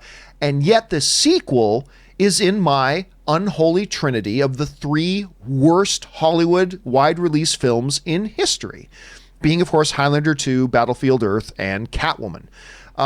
It's just crazy, that type of, and yeah, it's nuts and it's too bad, but it doesn't. Here's the interesting thing. People say, oh, do you think this bad sequel ruins the original? It's like, hey, listen, I think the second Highlander is one of the worst films of all time, but it does not change the fact that the first one is in my top 10 favorite movies of all time. So no, bad sequel to me does not affect the original. Major Tom writes, hey, John, I thought Highlander Endgame was one of the better Highlander sequels. There we go. Was it great? No. It definitely had a lot of issues, technically and otherwise, but it was the movie that introduced me to Donnie Yen. His stuff in the film was great. Now, listen, I'm not a fan of Highlander Endgame, but at least it wasn't as bad as Highlander 2. I mean, that's just the thing. Highlander Endgame wasn't as bad as Highlander 2. It had some, I thought it had some upside, but it's not something I'm a fan of. I'm going to go out on a limb, Erin, and guess you have not watched the Highlander series. I don't even know what the hell you're talking about. There you go. I had an acting teacher who was on it. Seth, God, I forgot his last name. He passed away recently. Who was on the Highlander show or in the Highlander movie? Show. The show with Aaron Paul. Okay. Not Aaron Paul. Oh, Aaron Paul was on it? Not Aaron Paul. Who's the guy who played Duncan MacLeod? Everybody, I keep forgetting. Aaron Eckhart? No, it wasn't Aaron Eckhart. It was something Paul. Come Paul on, guys, Dano? in the chat bar. Come on, help me out here. Who was Paul Thomas Smith? No, Paul Thomas Anderson. Paul W.S. Anderson. Wes Anderson. No, nobody can remember. I'm going to be honest. I do not know Adrian Paul. Adrian Paul. Yes. Don't know that person either. Wow, I don't know who that is. Yeah, I don't know anything about Highlander. I have to get you to watch the original one at some point. Do you? And then you'll see. Yeah, it's like one of my top 10 favorite movies of all time. I'll watch the movie. Yeah, the But movie. as far as series, like I still haven't even seen The Wire. Like I got a lot of catching up to do. Yeah, you got a lot to catch up on. John Argart Rodriguez writes, after many, and thanks for tipping that much, John. I appreciate that, man. After many tries, I finally convinced my friend to watch Jojo Rabbit, and he loved it. Though he accused me of doing him dirty. He thought it was just a comedy, but come on, it's a film set in World War II. World War II isn't known for being sunshine and rainbows. Now, listen, you would be forgiven looking at, first of all, it's set in World War II, but look who's making it. And you see some trailers with a goofy imaginary Hitler friend, and you'd think it's just a satire comedy. You would be completely forgiven for going into it thinking it was just a comedy. You would be forgiven for that. But it's not. That's why I've always said, he showed me something. I knew he was good. When he made What We Do in the Shadows, Wildebeest, like things like that, and obviously I love Thor Ragnarok. I didn't know he was this good.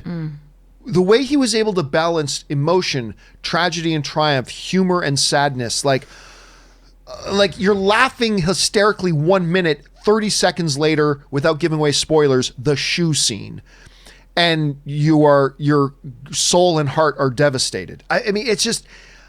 It's unbelievable. And I can't, did you see it late? Or I can't remember if you saw it like when it first came out or if it was late, but I know you liked it. Yeah, Alamo Drafthouse, our favorite theater. That's right, yes. Oh my God. Yeah, that was that's a gotcha movie. Like you're watching it and all of a sudden it's like, oh, just kidding. We're gonna make you cry now. And you're like, why am I crying? I don't even know what happened.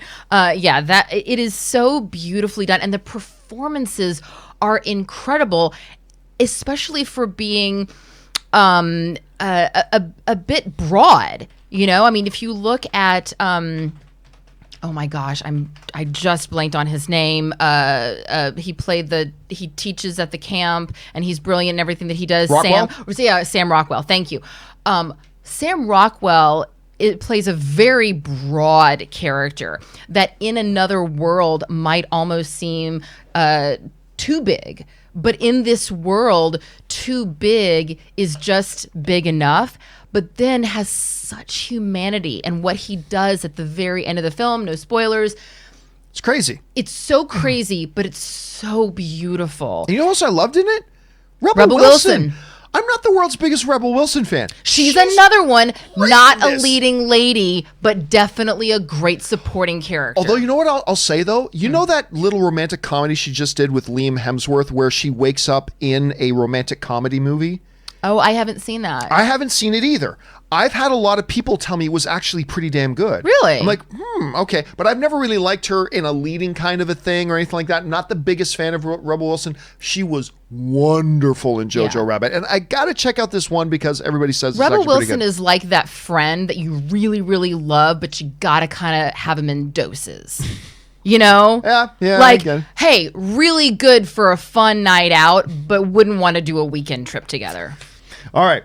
Next up here, let's see, Chris Miner, or did I get too far ahead? Let me just make sure I'm not missing. Yeah, Chris Miner writes, a good double feature to watch at home, Hot Rod and Pop Star, Never Stop, Never Stopping, both hilarious Andy Samberg films with great soundtracks. My buddy Chuck, who is the editor of The Anniversary, his real name is Chuck Norris. You've heard me mention that a few times. My buddy Chuck Norris, he was the one who introduced me to that film because he was like, my favorite comedy of all time, Hot Rod. And he finally got us one day to sit down and watch it. And I liked it. I didn't love it nearly as much as he did, but I really liked it. Pop Star, Never Stop, Never Stopping. I like Lonely Island. I like Lonely Island quite a bit, actually. Yeah. But I thought, it looks like just an extended Saturday Night Live skit. I laughed so much. Really? Oh, I laughed. I'm not going to tell you it's a great movie, but I'd be lying if I didn't tell you I laughed my guts I'm always out. lining up for something that can make me LOL in real life. And I want to laugh out loud as often as possible. And I find myself greatly disappointed by a lot of comedies. It's sort of like, oh yeah, I can see how that's funny. It's hard to do comedy. That's why when a good comedy comes along, I just treasure it. Like people ask, like, why do I lose my mind so much over Step Brothers, which I love, 40-Year-Old Virgin, which is my all-time favorite comedy, Dodgeball. Oh God, I love Dodgeball. It's because doing good comedies is tough, hard. but. Because everybody has a different perspective of what is funny. Yeah, absolutely. By the way, so when you watch it, there's a scene with Seal. Okay. In Pop Star Never Stop, Never Stop. I mean, remember, I'm not saying it's a good movie as a theatrical piece, but you will laugh. Okay, you great. will laugh. It's funny. You know what? I'm going to watch it this weekend. All right, thanks for sending that in, Chris. Dan Ketchum writes, isn't stagecraft technology really just jazzed up rear projection like they used 90 years ago for car driving? I would say this. It is likened unto, but it is such a different beast.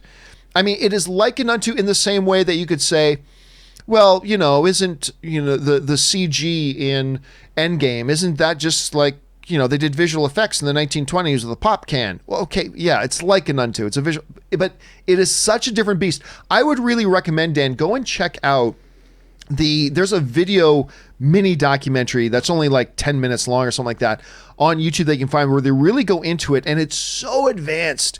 It's so advanced. You should really check that out because it is likened unto, and yet it is very distinct. Jesse Lopez writes, 1 of 3. Hey, John and crew.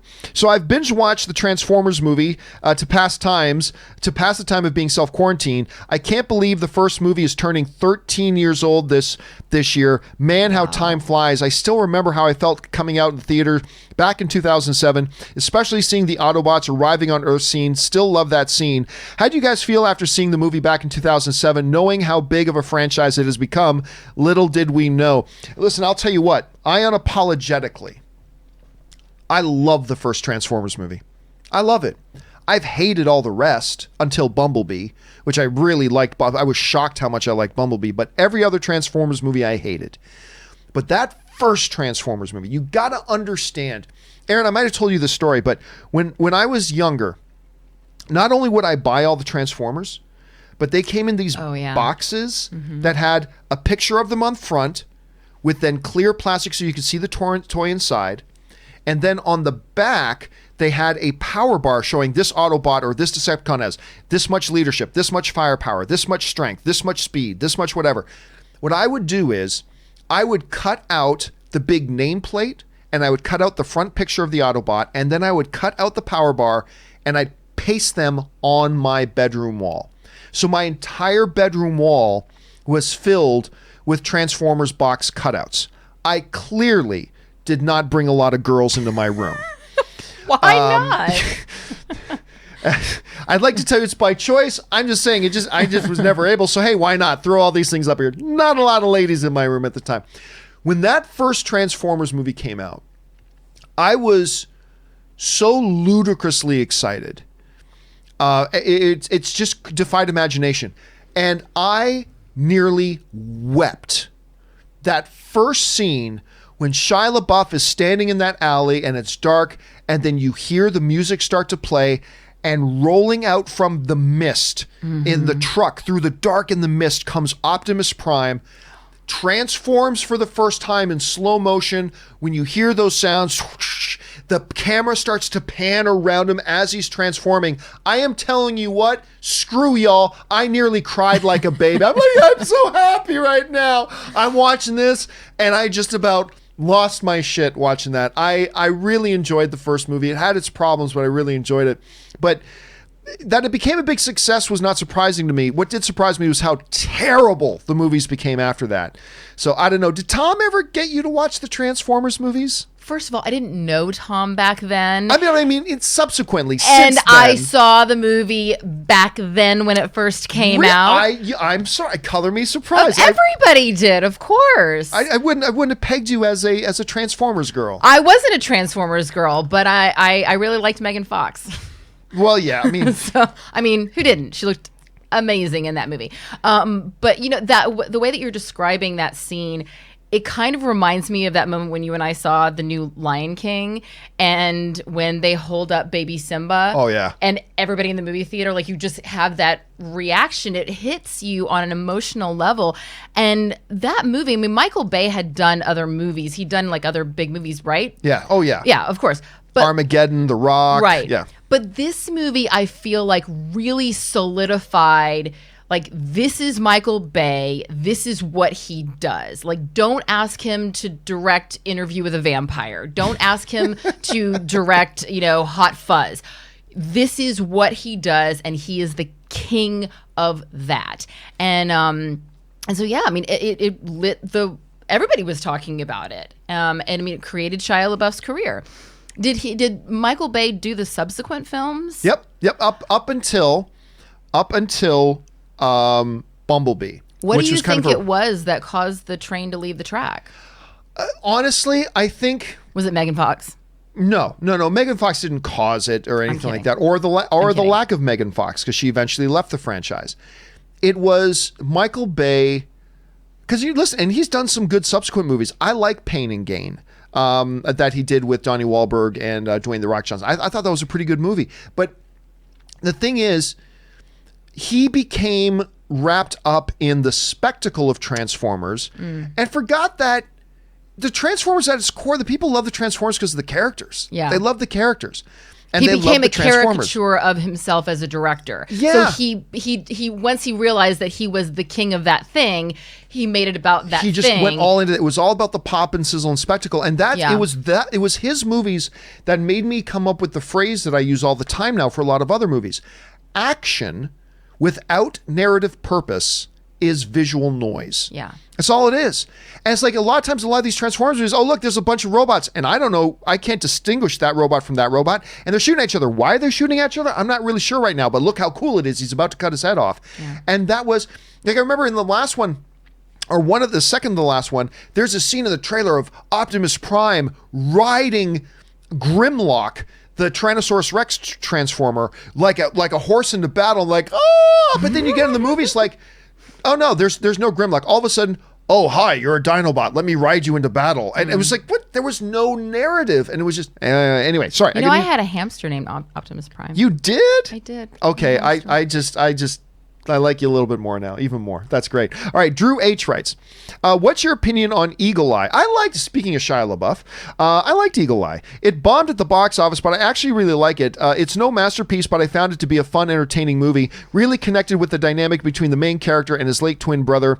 Also, I forgot that Rosario Dawson and Anthony Mackie are in the film. I totally forgot that too. And by the way, I'm sitting here saying, oh, it's that Shia LaBeouf movie. Maybe I should look it up just to make sure it's the same movie that I'm thinking about. Because I'm thinking about the 2008 film. Yes, directed by DJ Caruso. That's right. And you were right. Oh, I forgot Michelle Monaghan was in that too. Anne loves her. She's like one of Anne's favorite. But Michael Chiklis was in that as well. Billy Bob Thornton was in that. Anthony Azizi was in that. Yeah. I liked it. I thought it was a cool kind of like, it came out during a time when there was a number of these like technology-based thrillers going on. There was a bunch of them coming out at that time. Now, what's really interesting is DJ Caruso, the director of the film, and Shia LaBeouf, after that, for years, they were on board to direct and star in a Y: The Last Man adaptation, which everybody was looking forward to for a long time. Never happened. Now it's moving again, apparently, but with different people. But yeah, me personally, I liked Eagle Eye. Did you ever get around to seeing No, Eagle Eye? I don't even, what is it about? I'll read you the synopsis. Great. Jerry and Rachel are two strangers thrown together by a mysterious phone call from a woman they have never met. Threatening their lives and family, she pushes Jerry and Rachel into a series of increasingly dangerous situations, using the technology of everyday life to track and control their every move. Oh. Bum, bum, bum. And of course, whenever Anne thinks of Michelle Monaghan, she just thinks of, what's her character's name?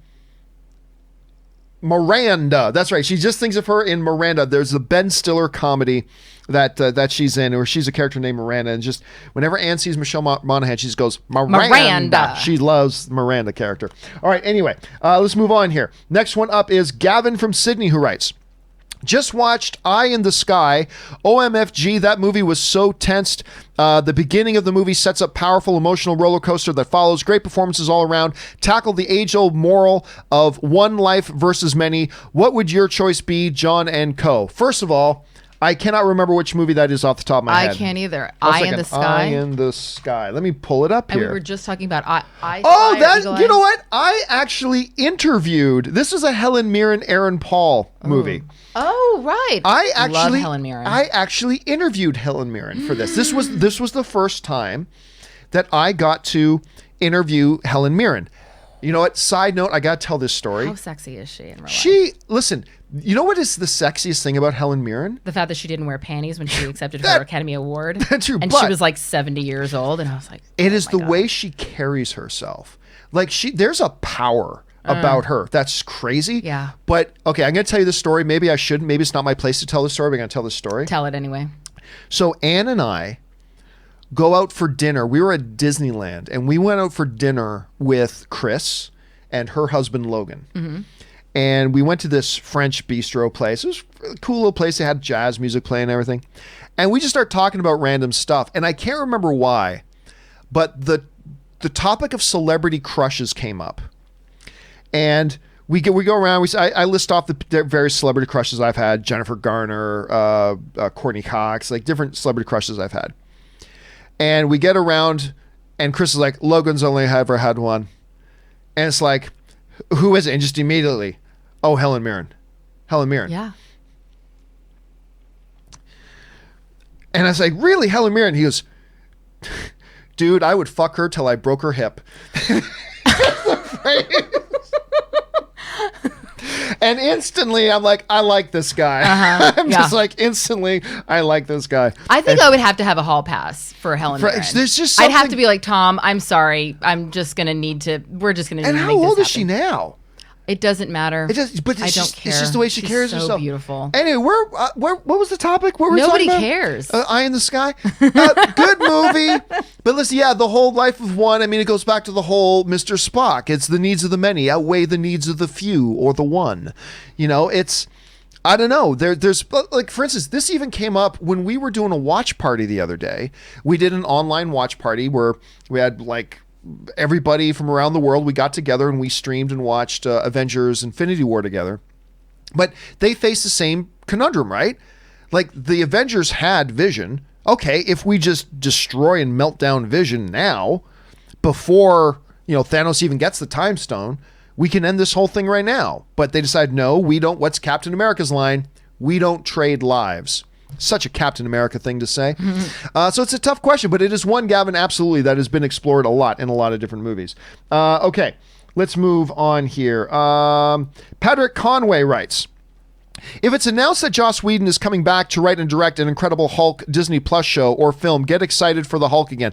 Oh, listen, I would love Joss Whedon to come back and direct anything in the MCU again. I mean, listen, Joss Whedon is the single most other than Kevin Feige, Joss Whedon is the single most responsible guy for the success of the MCU, outside of Kevin Feige. It was Joss Whedon who found a way, going into the first Avengers film, and, you know, me and Cody and Rob talked about this on an episode of Best Movie, Worst Movie once. The MCU really became defined in Avengers. That's where really what a Marvel movie that's where they found their identity. And Joss Whedon found a way to take all these different characters, bring them together into one movie, make them all feel like equal players, give them equal opportunity to shine, and make a great, fantastic, wonderfully watchable movie all at the same time. A pattern that all the other MCU directors got to stand on Joss Whedon's shoulders after that and carry on, including Russo brothers and things like that. It was Joss Whedon who laid that out. And I would love to see him come back. I would love to see him come back. And for a long time, it looked impossible.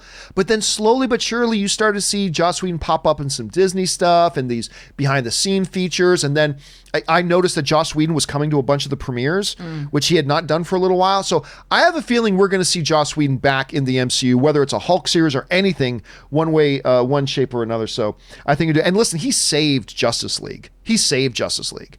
The only reason that movie made any money is because he stepped in and saved it. So, I mean, there's and look, a lot of people still don't like the way the movie turned out. Fine. It was going to be a lot worse.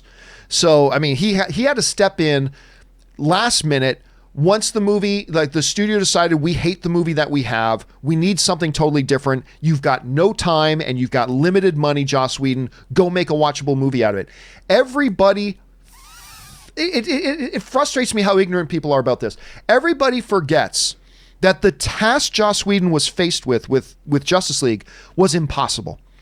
You had a movie that was already X% done and shot. You still had the original timeline.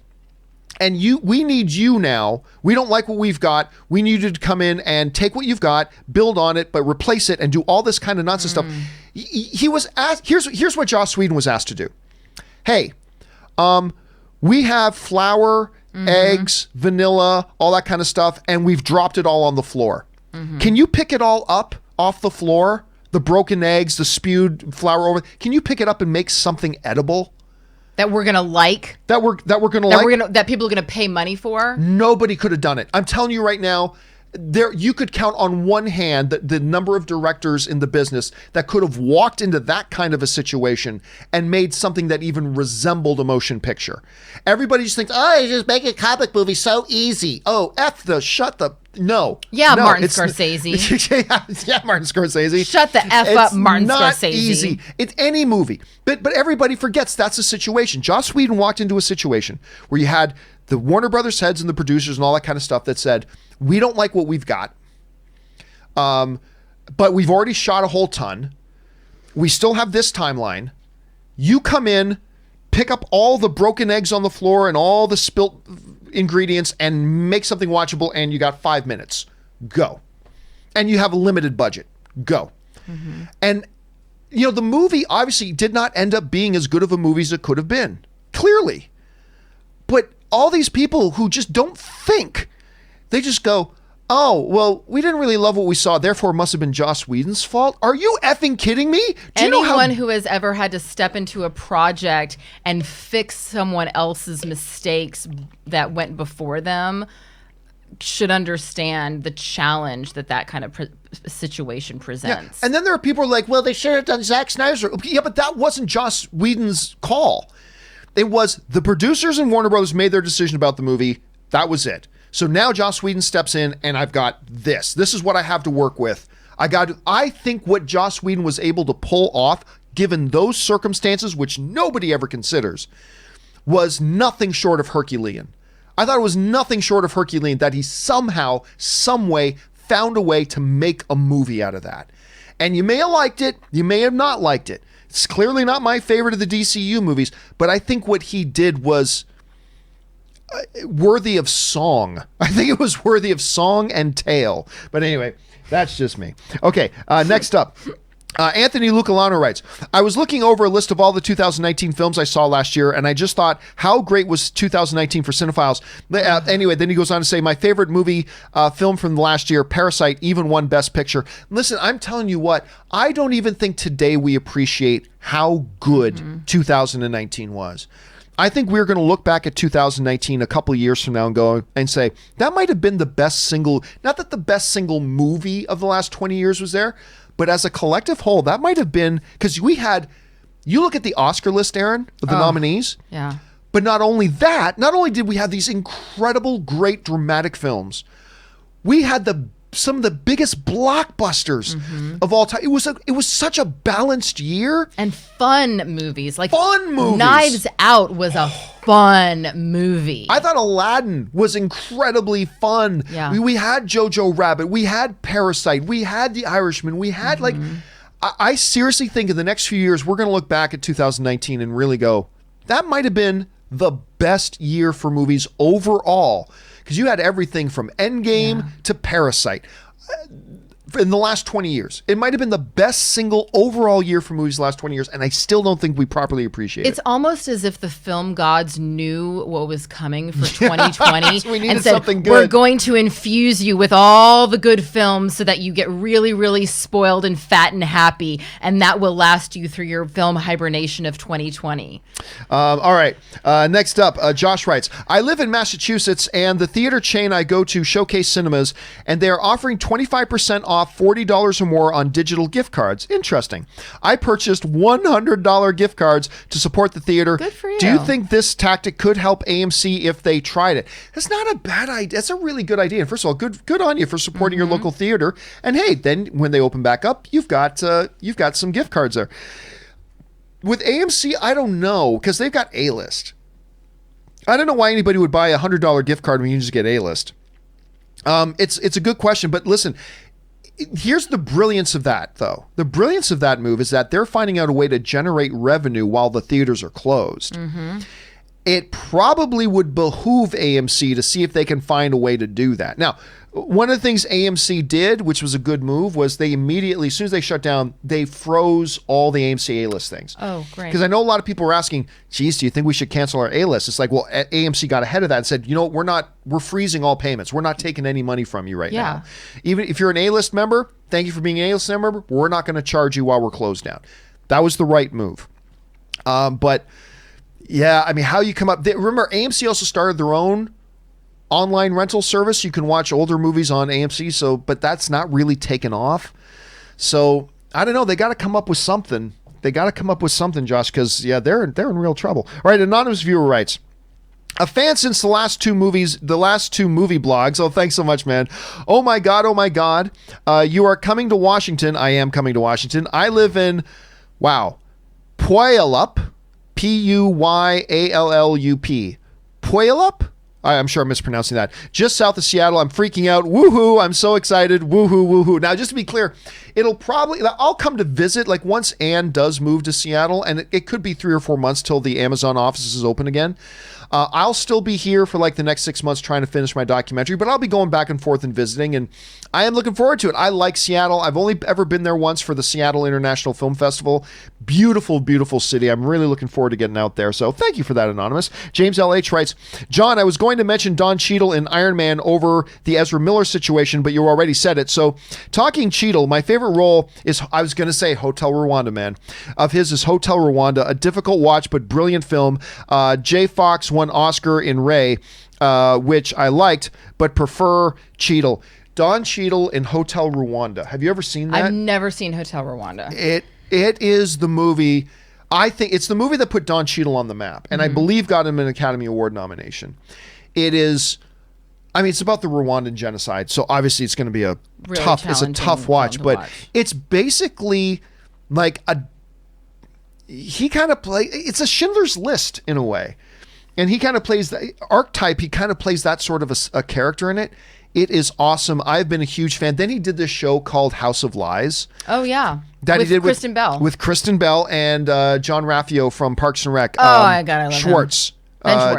Ben Schwartz is in that as well. That was a great little show. That was a really fun little show. I just loved John Cheadle. All right, Ryan Lohner writes, I'm blown away by the acting range Awkwafina showed in 2019 alone, with The Farewell, Jumanji, and The Dark Crystal, all as totally different character types, eagerly looking forward to where she goes from here. I'm going to tell you what, not impressed with her in Jumanji.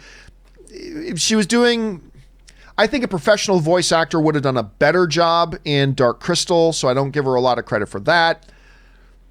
I've never thought much of Awkwafina till I saw The Farewell. Well, no, let me take that back. What about in Crazy Rich Asians? I was just about to say, let me take that back. She was hilarious in Crazy Rich Asians. That was actually made Crazy Rich Asians for me. I don't know if she made it. Then there was like Henry Golding. But she stole the scene she was in. The scene she was in, she definitely stole. Yeah, for sure. That was the first time I went, okay, I really liked Awkwafina in this. But I still didn't think she could do much more than that. And then we saw The Farewell. And I'm like, okay, I gotta re-examine my thoughts on Awkwafina right now, because she was great in that movie. And it's so great that I wouldn't have blinked if they had listed her as an Oscar nominee.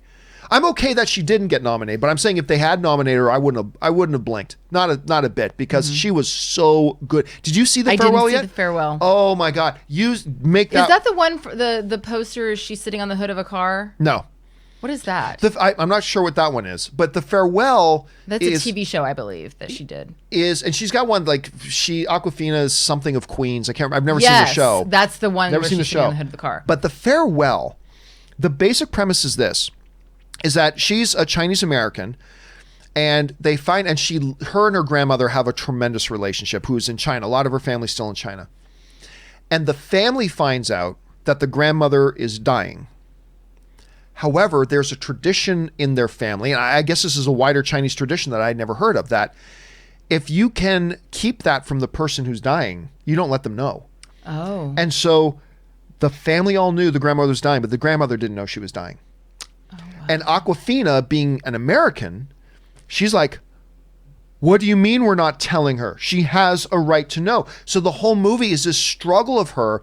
And so the whole family comes back together under the ruse of one of the cousins is getting married, so they can get the whole family together, when really they're getting together to say goodbye to the grandmother without saying goodbye to her, because they're not letting her know that she's dying.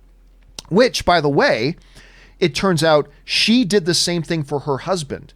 They never let her husband know that she didn't let her husband know that he was dying. And then he died because they wanted them to enjoy their life and not worry about it. So there's this ethical struggle that she has. And I'm telling you what, it is both joyful and beautiful. And it's not, don't worry, you're not going to walk out, it's not a heart-crushing movie. You actually walk out. I walked out of the movie going, man, life can be good. And, I walked out of that movie with a smile on my face. And I think a lot of people did, but it's a beautiful, beautiful film. I just told you the basic. I'm going to watch that. Go this see weekend. it. By the way, I did not spoil the movie. I just told you the basic premise. That's the basic premise. You get the basic premise in the first 10 minutes of the movie. Go watch it if you haven't checked it out yet, because it's really worth it. All right, we're almost out of time here, so I got to fly through these. All right, Nicholas Pereira writes, the problem is that if Deadpool is not part of the MCU, it will cause artistic problems. No, it won't. What stories to tell with Deadpool if no more mutants can appear in his films? Because let's face it, Feige will privatize the mutant concept for the MCU. You can't make this concept something big and new. If Deadpool and his mutant friends roam their already established universe, I disagree 100%. I don't think there's any problem there, because listen, everybody knew Deadpool was not a part of the X-Men universe at all, right? Why they even made fun of that. The Deadpool movies, yes, they had X-Men, but it was in a satirical, totally side thing. They'd even make jokes about, how come whenever we come to the X-Mansion, there's only ever the two of you here? Because those were the only two characters they could use. And by the way, that wasn't the Colossus they had in other X-Men movies. Continuity, schmontinuity. All they have to do is say, there are a couple of characters that they kind of segment out. There are 500 or more characters in the X-Men universe. All they have to say is that these ones go over here. These ones, like the Deadpool world, can have these couple of mutants, and these rest are over here. The Deadpool movies were done completely outside of the X-Men universe anyway. So it's really not that hard. It's really not that difficult. So I see where you're coming from, Nicholas. I do, but I don't think it's that complicated. I really don't. I think it's a very, very simple thing of, yeah, Deadpool's over here. He's not in the MCU, and he's got a couple of characters. It's like this. Marvel, right? Well, you had the Sony universe that had Spider-Man, and he had some other Marvel characters. They were all Marvel characters, but Sony had them. It's the same thing. Yeah, they're all Marvel characters and they're X-Men related mutant characters, sure, but you have one pocket universe over here, you have a different cinematic franchise going on over here. I really don't think it's that big of a deal. I think it is actually really, really quite simple. I'm not saying that's what they're going to do, but I think if that's the decision Kevin Feige makes, it's a very simple thing. It won't cause any confusion. I think it's actually really, really quite simple. At least that's how I see it. All right, Nicholas also writes, particularly Colossus and Negasonic, for the same reason, New Mutants will never have sequels. Again, the Colossus is a completely different Colossus than they ever had before anyway. Like, even within Fox, Deadpool was completely separate from the X-Men. And so you just don't use a Colossus character. If they want to keep that Colossus character in there, okay, you've got 1,000 other X-Men characters. You don't have to have Colossus in the MCU. I just don't think it's that difficult. I just don't think it's that hard of a thing. And it's not unlike what we've already had. So I don't think it's a big deal. But that's just me. I'm sure, Nicholas, you'll probably find some people that agree with you too, though, on that, dude. James Ward writes, I finally got around to seeing The Disaster Artist. Speaking of, oh, hello. You happen to be in The Disaster Artist. Yes, I am. And my family did not understand why I was freaking out at seeing Erin as the waitress. Such a great scene. Also, rewatch Godfather 1 and 2, then Scary Movie 1 and 2. Can you guess which one I enjoyed more? Well, it better be Godfather 1 and 2. But anyway, yeah. Well, listen, here's the thing, though, James. At least when you saw it, you knew Erin was going to be in it. I had no idea Erin was in the movie. So Ann and I are sitting there in the theater. We're like, that scene comes, is like, is that Erin? Can't be Erin, because Erin would have told me if she was in this big movie coming out. Turns out it absolutely was Erin. We realized it was Erin about 30 seconds in. It's like, holy crap, Erin's in this movie. We had no idea. And I still can't remember why you never told me you were in that movie. Because filming it was such a horrible, horrible experience. Oh, that's right. You don't have to retell the story, but I remember you telling me, I remember you telling me the story. And I didn't think I was going to be in it. Because they literally never put the camera on me as far as I could tell. I didn't realize that I was there you are. I didn't realize that they had us in a two, because they never said, like, normally they're like, okay, we got a 2-shot, they'll let you know. And so they were like, okay, we're on you, James. I didn't realize they were on James and me. I didn't even know that I was, so I'm glad that I was still like acting or, whatever. But no, and also when you see me in the background and I'm fuming and I'm so mad, it actually was, I remember seeing it for the first time and I was like, oh my God, I didn't know the camera was on me, and I was just feeling that in real life. And so I'm glad that it translates. It does. It was a great Not scene, a good experience, too. But I was very happy. So I didn't tell anyone because I didn't think I was going to come out. I didn't think I was going to be in it. You were in the scene, too, with Judd Apatow. I was in the scene with Judd Apatow. Yeah. And, that's right. I remember the other part of it. Never mind. We won't go into that other part of that Judd Apatow story. Okay. Nothing bad about Judd. Nothing bad about Judd at all. Okay, Jesse writes, is it possible that New Mutants hasn't gone to streaming because of streaming rights? Absolutely. I mean, Dark Phoenix went to HBO, so why would Disney put it out if it can't go to Disney Plus and can't profit off it? Yeah, see, that's another element of this. I believe, I can't verify this, but I believe there's already a pre-existing deal that HBO gets to play New Mutants when it's time for it to go to streaming. And so that's another reason. Even without that, I don't think... Because I think minimum, New Mutants makes $150 million at the box office, minimum. And with that type of money, I don't think you forego that cash. I think you put that in theaters, but also there is a streaming rights issue as well. So I think that does play into it, Jesse. That's a good observation. All right, Jerome Smith II writes, Parasite is available to watch on Hulu now. I saw that. And Yay! Yes, as a Hulu subscriber, I'm very excited to watch that with Ann again. Alex Bossy writes, Have you seen Ryan Reynolds' donation for Canada? Yes, I have. A couple of million to help Canadian. I am very glad to be Canadian and to see how we manage this crisis compared to the U.S. Please stay healthy. Love from Edmonton. As a matter of fact, I wrote when I saw that. So Ryan Reynolds and his lovely wife Blake Lively, they made I think $1 million donation, something like that, to food banks and things like that, both in Canada and in the United States. Great. And Wonderful. I remember I wrote to him actually, and I said, because I will write, I don't want to appear like a huge fanboy, but I'm a huge fanboy. I'm a huge Ryan Reynolds fanboy. There it is. But he's a good Canadian kid. He is a good Canadian kid. So maybe about once a year I'll actually write to him. And I wrote to him and I said, listen, dude, like you've made Canada proud, dude. Way to rep the Maple Leaf. Well done, sir. Like, well done. And it was a really good story because we talked about that story on the show. And it was just a good, feel-good story, And he wrote back and talked about Blake and things like that. But it's really good I love seeing people that we like doing things that are really good. Yeah.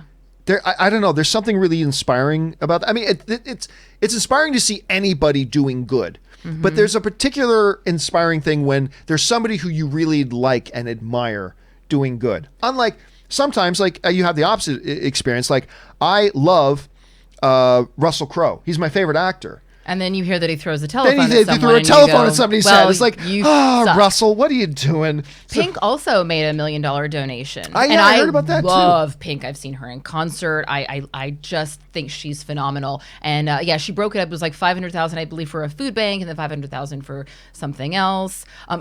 A little bit of a feel-good story, if I may, very, very short. So I told you that I have a friend who, Nick Cordero, who is a Broadway star. He was nominated for a Tony a couple years ago, and he moved out here with his wife and his 9-month-old child to do Rock of Ages at the Bourbon Room on Sunset, and he's currently in a medically induced coma for COVID-19. Right. 41, very healthy, no pre-existing conditions, massive, beautiful lungs, and he's in the hospital. I saw a video that his wife posted, and there were friends of theirs who got in the back of a pickup truck, and I guess they're all roommates, they all live together, and they drove in front of her house and serenaded her and their son with James Taylor, You've Got a Friend, and they had the whole truck decorated with signs of like, we love you. And I got sent the video because, as I told you, I'm putting together a video for Nick for when he wakes up of all of his friends and family, and the video was sent to me, and I was ugly crying about the beauty of this gorgeous sentiment, in this challenging time for his wife and his child. And I was like, you know what? A lot of times people really, really suck, but a lot of times people are just fucking awesome too. Yeah, it's always kind of cool when the hardest situations can both unfortunately bring the worst out of people, but can also bring out the best. And it's always cool when you see the best. All right, just time for a couple more quick ones here, guys. An anonymous viewer writes, "Hi, John. Greetings from the UK." Hello, anonymous viewer from the UK. Love the show. Thank you so much. I'm not sure if this qualifies as a guilty pleasure, but one of my favorite slightly off-the-wall movies is The Man Who Fell to Earth. David Bowie, perfectly cast in my opinion. Any thoughts, Anthony? Yeah, you know what else? Is this alien comes to Earth posing as a human being, and David Bowie, who of course recently passed away a few years ago. But the movie also has, we were talking about some of my favorite comedies earlier, and I mentioned Dodgeball. The movie also has Rip Torn in it. Yeah. I love Rip Torn. Now, I like this movie. I think you can classify it as a guilty pleasure movie. I didn't think the movie was great, but I enjoyed it. But Rip Torn is a dude who, first of all, whenever I think of comedies, there's a few things that pop into my mind. One of them is, if you can dodge traffic, you can dodge a ball. And it's just Rip Torn from that. And of course, he was in the Larry Sanders Show. He was so good in the Larry Sanders Show. And this was another one. So I think that's a nice one to mention, Anonymous. That's a nice one to mention. I like that one. Okay, next up, Kevin Peterson writes, "Hope you're all happy and healthy." We are. Thank you so much. I appreciate the well wishes, Kevin, and I hope that for you as well, my friend. All right, next up, Meow Nyan writes, "Hey, John. Thanks always for a great show. Just curious, but are you a CFL fan?" I am a CFL fan. I used to go to Tiger Cat games all the time, especially that with Canadian that's Football Canadian League? Football League. Yes, I got that. Yeah, well done. My dad, it started as a kid. My dad would take me to Ivor Stadium almost like every other week that the Ticats had a home game. We would go. This is back like when Rocky DiPietro played on the team, and Tom Clemens, who later went to the NFL, quarterbacked on the St. Louis Rams, or maybe there was still the LA Rams at the time. I can't remember. All that kind of said. Dieter Brock, who also transitioned to the NFL. Warren Moon was the quarterback of the Edmonton Eskimos, who then later came on and had a Hall of Fame career in the NFL as well. Doug Flutie was playing, had a Hall of Fame career in the CFL, went into the NFL, did great things in the NFL as well. Big CFL. And sorry, I got to finish reading the question. I never finished it. Are you a CFL fan? I don't know if it's as popular in Eastern Canada. Best wishes. Look, the bigger cities like Toronto's an NFL city, but we have the Toronto Argonauts, and people love the Toronto Argonauts. But Toronto's also a city that's used to having an NBA team. Toronto has a Major League Baseball team. Toronto has the NHL team. And then we have the CFL. I actually think, this is an unpopular opinion, the CFL is a better game.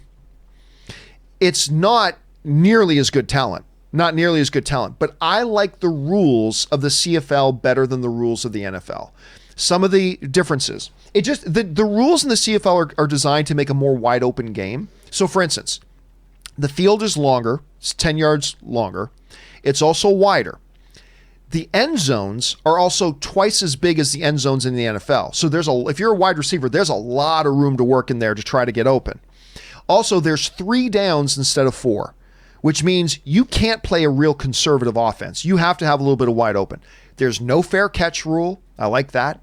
There's just a lot of really good little rule things in there that I think the NFL could gain from. But overall, the NFL is clearly the superior league. I just like the game. I like the game in the CFL a And little is bit Canada better. the only place that has those rules, or are there other countries that have like similar? Well, not a lot of other countries have football. But so no, I think it's Right. only Canada. But for a while, Canada, the CFL also had teams in America. They expanded for a couple of years and had 3 or 4 teams in the States. That experiment didn't go so well, only lasted a couple of years. Those teams shut down. So now the Canadian Well, I think it Football also League- would be cost prohibitive given the fact that you have to build an entirely new stadium because Oh. of the size of the field. Well, no, you just have to make adjustments to the stadium. I think you just need it because I it's mean, only an like, extra 10 and how with the end zones being larger. I mean, yeah, it presents a little bit of a difficult logistic. Listen, guys, we've run out of time. So for everybody else, from James Argenta, Rohith, Mike, Luis, everybody on the way down, do not worry. You sent in those questions. There's only a few left, but I will address those questions in a companion video a little bit later today because unfortunately we have run out of time here. Guys, thank you so much for being here and making this show a part of your day, especially for those of you who sent in questions. Number one, because you gave us great fun things to talk about. But number two, you supported the channel while you're doing it. And all of us here at the John Campea YouTube channel, thank you very much for that. I want to thank, of course, Erin Cummings for being here, who, of course, did not bring, Joey Bishop. So, Erin, where can people find you online? you can find me in my Bane mask at Erin L. Cummings on Twitter and Instagram. And check out my Instagram, and I'll teach you how to make one of these if you have a sewing machine. And you guys, of course, can just follow me simply on my social media, on Instagram and on Twitter, simply at John Campea. Once again, guys, companion video coming a little bit later today. And then Robert Meyer Burnett and I will be back again for the John Campea Show tomorrow. Don't forget, guys, go and subscribe to the podcast feed as well. That will do it for us for now, guys. Thanks so much for being here. My name's John Campea, and until next time, bye-bye.